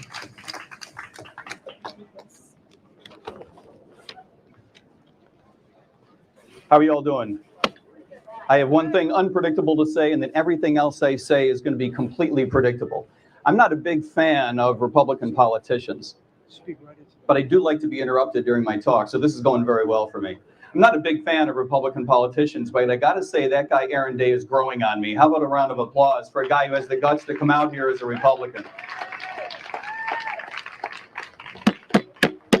Everything else I have to say is completely predictable. My fellow Americans and fellow citizens from around the world, you already know exactly what I'm going to say, as though you could read my mind. And I know that you can read my mind because you can read my heart. And I know that you can read my heart because you know my values. You know my values because I, like many of you standing around here today, am an American. Being an American means that we believe in a set of ideals, and a set of ideals that defines us as a nation, not a culture, not a race, but a set of principles that has made our nation what it is when it is at its best. A set of principles and a set of ideals of which we fall short when our nation is at its worst. Ideals like immigration and the opportunity that it promises, independence and the responsibility that that implies, multiculturalism and the tolerance that that demands. In this nation, there is no room for a government of control. There is no room for policies of aggression. There is no room for an environment of intimidation. Just as we must demand the best version of America, so too does the world long for the America of our ideals. We know the world yearns for the sound of idealism because in its silence, evil has grown. Evil grows in the hegemonic projection of power evil grows in the imperialistic control of foreign people. Evil grows in the despotic arrogance of nation building. The world awaits a new leadership away from evil. Make no mistake, all leadership comes from values. It is not for American values to change, but for American policy to change by aligning with what we already know true American values to be. Politicians will tell you that it is in our interest for them to exert control, both at home and abroad. You know this to be utter and unadulterated bullshit. Other Americans sense it, and the rest of the world is tired of it. For this reason, ours is a government that operates not in the light, but in the shadows, silencing competing voices, prosecuting whistleblowers, murdering resistant forces. Ours is a government that operates not in our interest, but in the interest of the instruments of power itself. Maintaining the expense and obligation of supporting NATO 30 years beyond its sell-by date. Maintaining the expense and obligation of supporting Ukraine in a war neither of our making nor of our defense. Maintaining the expense and the obligation of supporting a policy of strategic ambiguity toward the independence of Taiwan. Maintaining the expense and the obligation of supporting a military-industrial complex, a veritable war machine capable of defeating the rest of the world combined. Ours is a government that operates not to minimize the probability of nuclear war, but to maximize the chances of winning a nuclear exchange.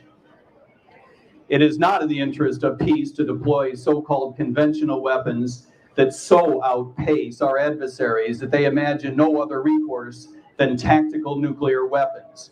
It is not in the interest of peace to continue to widen the gap between American dominance and the ability of rivals who would themselves exert regional influence. It is not in the interest of peace to posture before other nations so as to invoke fear in their populations.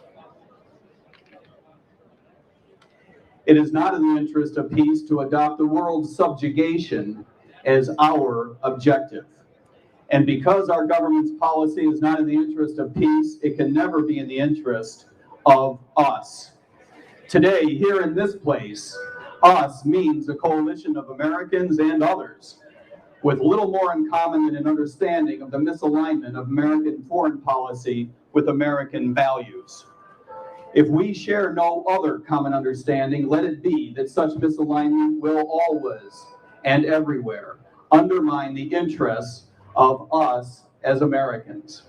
Only peace can allow the ingredients required for prosperity to spread. Only peace can allocate the resources our economy requires to grow. Only peace can achieve the framework our society needs to develop. Only peace can apply the values our culture cherishes. Only peace can afford the attention our children deserve. Only peace can advance the future of which each and every one of us dreams. A policy that does not align with our long-term interests can never fulfill the best of what America can be, and can never provide the leadership the world needs from America. The world is ready for a message of peace, and Americans are ready to send that message. We are ready to give peace a try because we have been failed by the war machine, a machine that has brought us abject failure in places like Iraq and Afghanistan, a machine that has poured blood onto our hands. So too have we been failed by a corporate machine that has robbed us of our resources, a machine that has robbed us of the opportunity to lead the world toward prosperity. We have been failed by a political machine that has robbed us of the simple dignity of being represented by a foreign policy that reflects our values as Americans. And we have been failed by a media machine that has robbed us of the truth, a truth that embarrasses us with failure, offends us with aggression, diminishes us through control of politicians, and insults us by doing so with our own resources.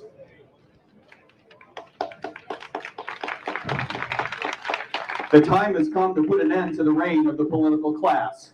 The woke prosecutors, the political self-dealers, the war machine militarists, the crony capitalists, the administrative chieftains, and the money-printing royalty, the self-obsessed media snobs, and the self-appointed victim seers, the entitlement peddlers, and the snake oil pharmaceuticals.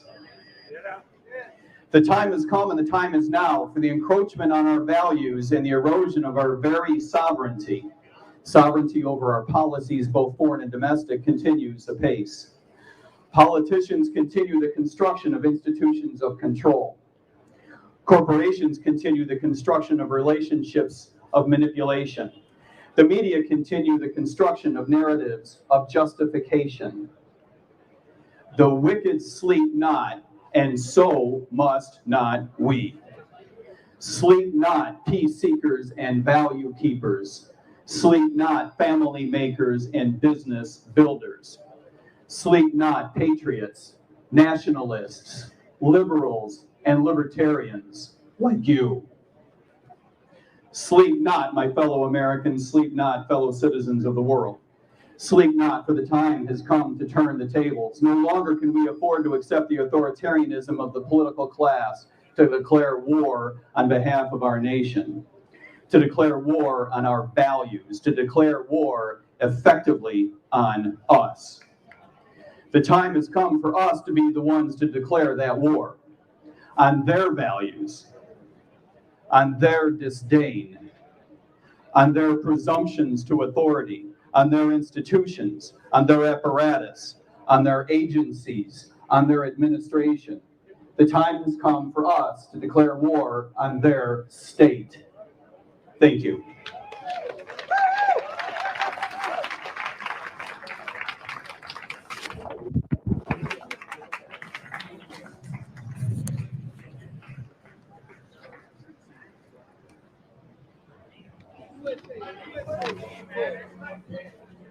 Thank you so much, presidential candidate Mike Termod.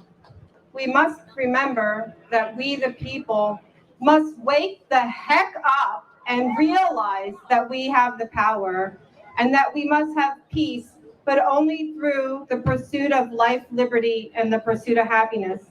It is my honor and privilege to introduce Malcolm Byrne. He is a peace activist. He is a human rights advocate, and he is a Grammy Award-winning producer and record artist. Thank you so much for coming to speak.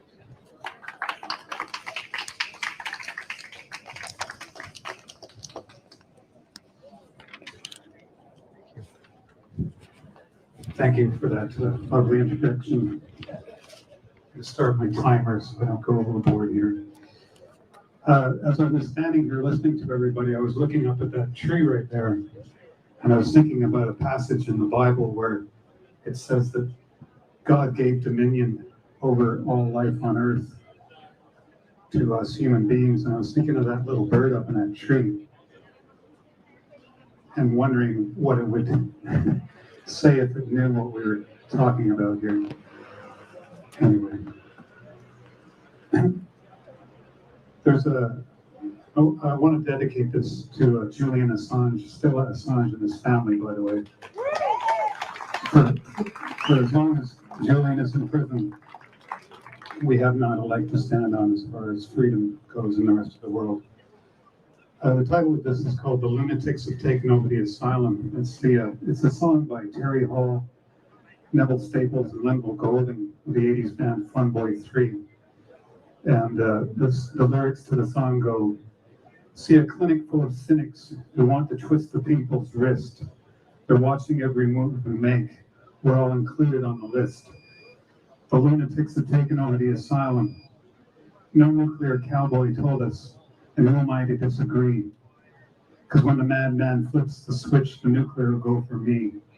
The lunatics have taken over the asylum. I've seen the faces of starvation, but I just cannot see the point. Because there's so much food here today that no one wants to take away. The lunatics have taken over the asylum." That song could very easily have been written just yesterday. And for me, the song perfectly encapsulates the complete madness that's overtaken almost all of our Western leaders, minds and souls whose collective disconnect from reality, replaced by hubris and greed, seems to open up a Pandora's box of evils. A very early accounting in Homer's Iliad of the contents of Pandora's box reads as such, and I quote, "On the floor of Jove's palace there stand two urns, the one filled with evil gifts, and the other with good ones. He for whom Jove, the Lord of thunder, mixes the gifts he sends, will meet now with good and now with evil fortune. For he to whom Jove sends none but evil gifts will be pointed at by the finger of scorn. The hand of famine will pursue him to the ends of the world, and he will go up and down the face of the earth, respected neither by God nor by man." End of quote. It seems rather convincing to argue that the story of the Iliad may be instructional to us in this present moment as to the final outcome of the so-called special military operation in Ukraine, if one were simply to substitute NATO for the Greeks and the Russians for the Trojans. The Iliad's plot follows several weeks near the end of the Trojan War. Agamemnon insults Achilles, Achilles refuses to fight, and the Greeks begin to die quickly. Patroclus disguises himself as Achilles and leads the Greeks into battle, only to be killed by Hector. Achilles, enraged, kills Hector in revenge. The lunatics have taken over the battlefield. Of course, none of this can come close to describing the utter horror and destruction that Ukraine now endures, ostensibly, at least as far as the general public's mass consumption is concerned, to defend freedom and democracy from those who would do us harm. However, one need only do a perfunctory scanning of the daily videos uploaded to military channels on open spaces and platforms such as Telegram to find images of human beings literally being squashed like bugs, melted to the insides of armored personnel carriers and tanks, and to see desperate human, fragile, mortal frames being annihilated at an alarming rate by the overwhelming firepower of the Russian military, who are outgunning, outmanning, and methodically destroying what was, prior to February 2022, NATO's largest and best trained military force, second only to the United States of America. Arms, legs, and bodies are being randomly blown to bits by landmines, drones, rockets, as terrified civilians caught in this tragic whirlwind orgy of destruction, all in the name of corporate profits and delusional neocon ideology, which now even flirts with the bizarre notion of unlimited nuclear war, a war which has become something like a kind of belief-based religion to individuals such as President Biden, Secretary of State Anthony Blinken, Victoria Nuland, Bill Kristol, and the other usual suspects. You've just got to know something is wrong when Henry Kissinger ends up on your Christmas list. And to what aim exactly? To neutralize Russia, the largest and most mineral resource rich and heavily armed nuclear power on Earth, to then open up that country for business and endless corruption and money laundering, much like what Ukraine has now become. A fool's errand is a mild descriptor of this madness. And yes, the lunatics have indeed taken over the asylum. And how else can one rationalize the irrational? Sadly, the general public seems to have given up even trying to understand events. Not through any fault of their own, but I think rather from a mixture of endless propaganda, the likes of which even the great journalist John Pilger told me in a recent interview last year that he's never before seen in his long career as a journalist, having previously covered the wars in Vietnam, Afghanistan, and Iraq, to name but a few. There's a 2002 documentary by British filmmaker Adam Curtis entitled The Century of the Self, in which Curtis correlates the original Freudian hypotheses that humans make the most crucial decisions in life based not on rational thought, but rather on emotional responses and impulses. How else would one explain that buying the latest model Tesla will make one sexually attractive to the other sex. Edward Bernays, Sigmund Freud's American nephew, is heavily featured in the film, is known as the architect of public relations. One of Bernays' first major achievements was helping the Wilson administration sway the general public in supporting America's entry into World War I. Bernays was also highly successful in using PR to convince millions of young women to smoke, all based on the Freudian theory that the most critical decisions we make in life are based on the irrational sexual impulses that drive our innermost desires. By the time the 30s rolled around, the Nazis, ever the great innovators, used these same principles to convince millions of other sane, rational individuals to follow a madman into oblivion, taking tens of millions of lives of them, of which approximately 27 million were Russians. The method that the Nazis used was termed propaganda, and to this day, the word PR and propaganda are interchangeable. As Bernays wrote, and I quote, "The conscious and intelligent manipulation of the organized habits and opinions of the masses is an important element in democratic society. Those who manipulate this unseen mechanism of society constitute an invisible government, which is the true ruling power of our country," end quote. To anyone who might say that the beginning process of de-escalation between NATO and Russia is simply a form of appeasement, I say take a look at North and South Korea, which have been in a ceasefire for more than 70 years. It may not be the perfect solution, but the alternative is too frightening to even contemplate.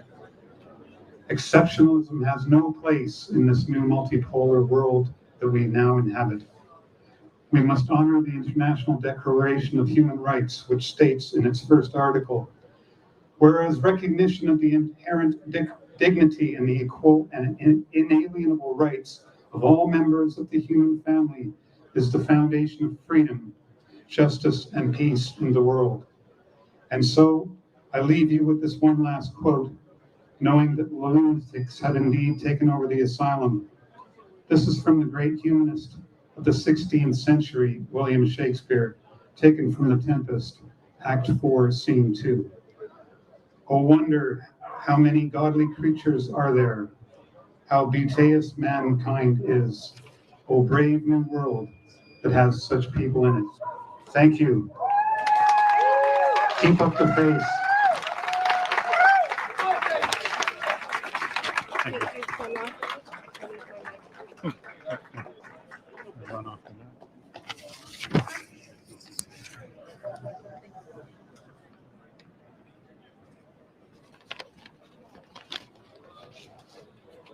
Thank you so much, Malcolm Byrne.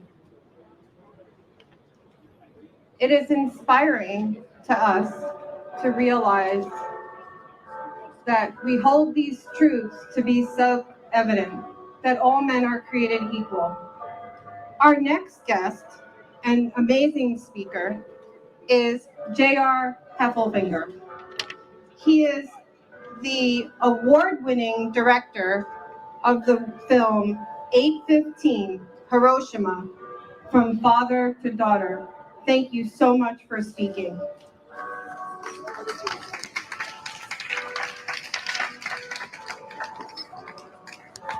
Okay, thank you so much. Maybe I should wait for that song to stop.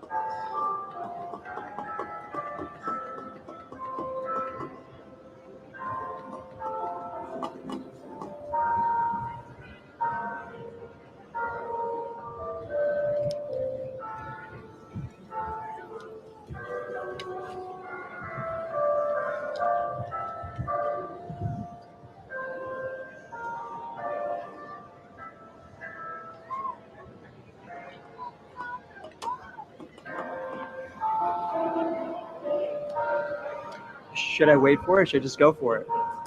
Okay.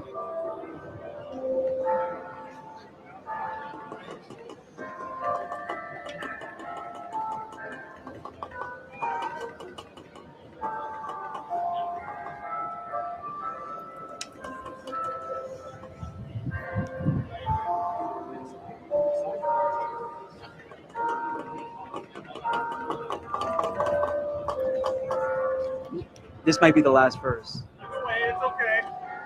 Yeah. It's my favorite song. Wait, explain to the live stream why we're waiting. Oh, we're waiting on the live stream just because there's a really long song coming from my church across the street.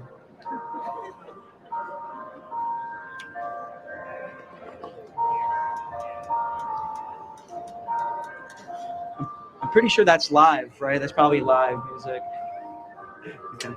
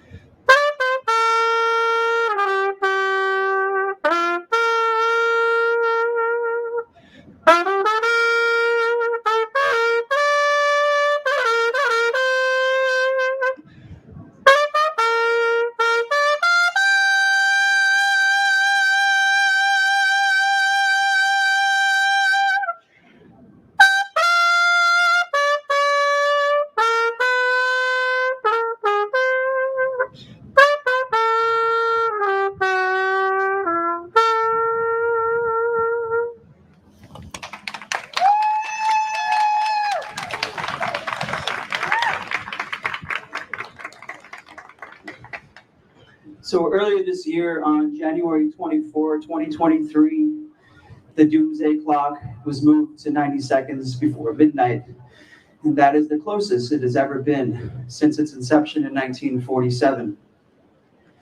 Today, as we gather to remember the tragic event that unfolded on this day 78 years ago, the bombing of Hiroshima and shortly thereafter Nagasaki, we are reminded of the power of memory, the significance of our shared humanity, and the resounding call for a lasting peace.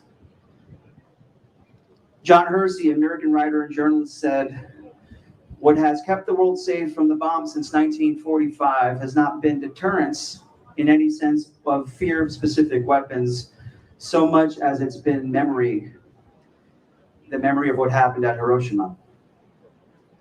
So my name is J.R. Heffelfinger, and I am the director of a new film called 815 Hiroshima, From Father to Daughter, based on the book, thank you. There it goes. That was a poster.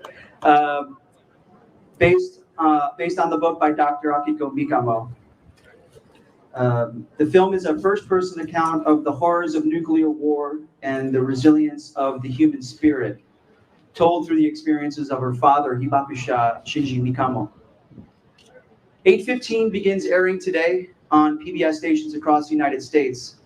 I urge you all to see it and hear Shinji's message, the power of love and forgiveness, and his wish for world peace. So to learn more about the film, please visit 815documentary.com. So I began my speech with the performance of Auld Lang Syne, a song often shared at the dawn of new beginnings. And as we reflect upon the anniversary of Hiroshima and Nagasaki, let us remember that our world stands on the precipice. Though the hands of time move closer to midnight, we are reminded that our shared destiny is in our hands. So there's a quote by Horace Mann that serves as my North Star, and I'd like to share it with you. He said, "Be ashamed to die until winning some victory for humanity." Now, I'm sure this concept has been said in different ways and with different words, but this concept has echoed through the corridors of time. These words urge us to carry the torch of progress, to strive for a better world, where the horrors of Hiroshima and Nagasaki are not repeated, where justice, compassion, and peace are cherished and celebrated and are real. So may the bravery we exhibit, the revolutionary acts of love and compassion we express and reflect in our lives serve as our clarion call, urging all of us to awaken from the slumber of complacency and embrace the urgency of the moment and make our voices heard. So be ashamed to die until winning some victory for humanity. Thank you, and may peace be your guiding light. Thank you.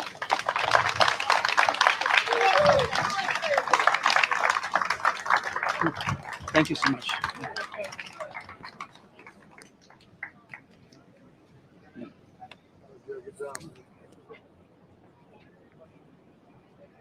Thank you so much.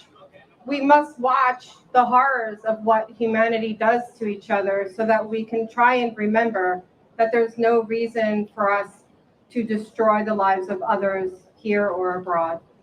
It is my honor and pleasure to introduce our next speaker, Jose Vega. He's an interventionist. He is an amazing, brilliant peace activist. He single-handedly does everything for us, and I am so honored to be the one to announce him, and he literally is my favorite human. Thank you so much, Jose. Okay. Oh. Thank you. All right, Dave.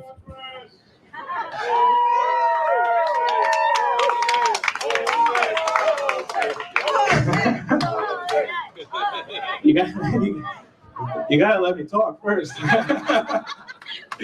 And actually, before I begin anything, none of this would have been possible. None of us would be here right now if it wasn't for Irene and Anastasia. Yes, please give them all the rounds of the applause. They deserve it all. I'm honored to be the last person to close us out. And I also want to thank people like Jimmy Dore, who put me on his show. It allowed us to raise the funds that we needed to put on this rally. And if people can continue to support us and donate us for the next action that we put on, because this does not end here. What we've done here is we've set up an amazing foundation and beginning for a process, a continuous process. In the last minute, all of you came together to help organize this rally. I went on Jimmy Dore's show to put out a plea. I said, if you can organize this rally, we'll see what happens in the future. What did that lead to? It came into last-minute endorsements from some high-profile people. And that was because of you. RFK Jr. gave an endorsement of this rally, which we played at the beginning of the live stream. We didn't play it here for the people, but we played it for the live stream, and hopefully people after this can go and see that. We had other people endorsing this rally, like Jimmy Dore, as I said. You know, we've had people from the Gray Zone endorse this rally as well. And so what today is a declaration around the world that humanity declares peace as the only way forward. We are a pro-peace rally, not necessarily just anti-war. To be pro-peace, of course, includes anti-war. But pro-peace means pro-development around the world. It means getting rid of world hunger. It means making sure that everybody has an equal right to education and access to some of the best sources and tools around the world today. And, you know, one of the things that we're having after this rally is we are having the Mozart Requiem.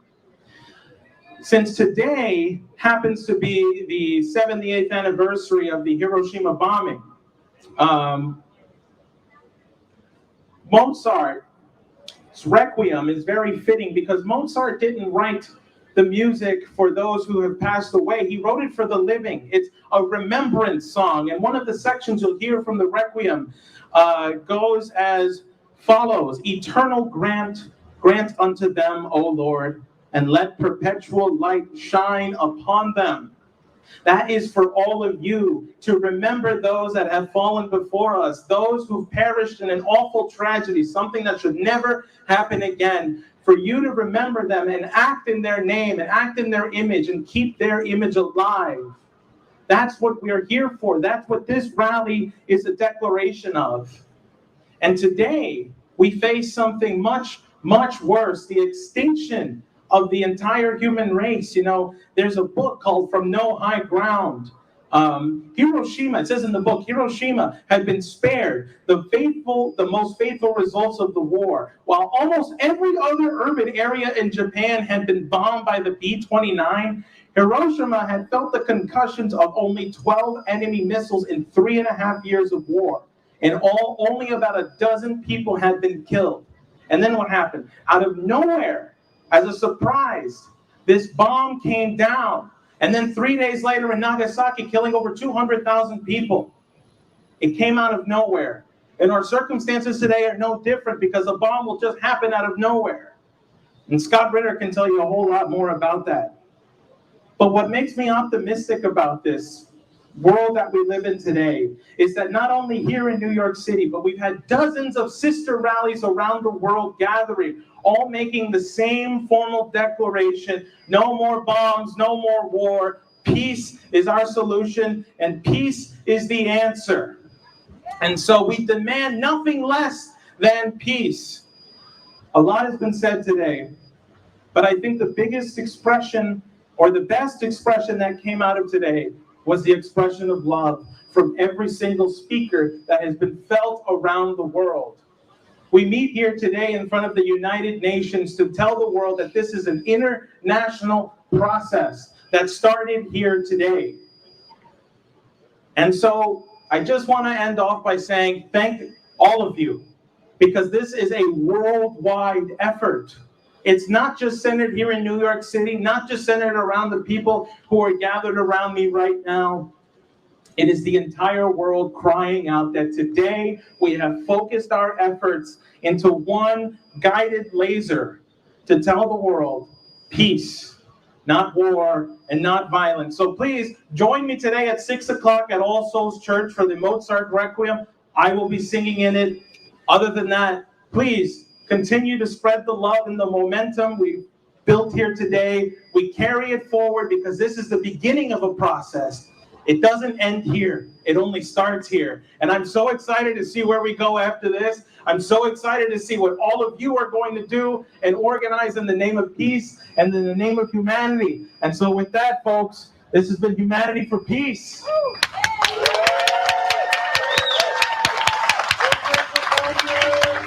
We're going to do some closing remarks.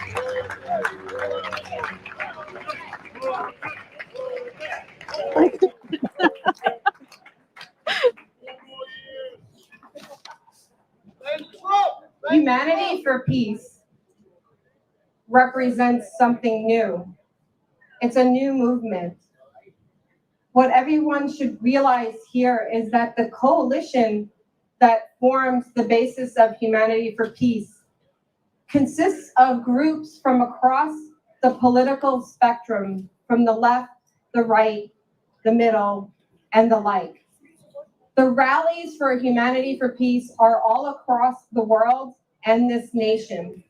And this rally represents the beginning of the movement, where we will take human action to collect ourselves into groups of people that will implement real change in our legislatures, our governments, state, local, and federal. Thank you so much for coming, Anastasia. Yes. Thank you, Irene Mavrakakis. I couldn't have done this without you. This has been an amazing event. I'm actually been trying the whole day not to cry, looking at everybody else in the audience and everybody coming here today. Bravo. Thank you. Thank you. Thank all of you for coming out today and refusing to give in to all of this nonsense. All of this nonsense has been shoved down our throats to prevent people from action. And so, like other speakers, I want to encourage, I too am an interventionist. I want to encourage others to join us in nonviolent direct action This is a new movement for peace that has come about in the world. We must organize like crazy to stop nuclear war. And we're planning more events. Coming up September 1st, we'll be planning an event. Please keep your eyes and ears out. We will let you know. Make sure you sign up on the website. We will keep you involved. humanityforpeace.net. And we'll be planning more rallies and interventions around the world as well. Thank you. Join us at the church today at 6.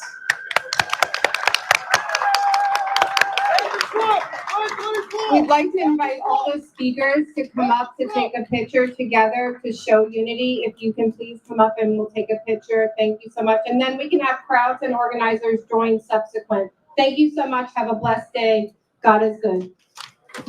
I'm here for my picture. I'm here for my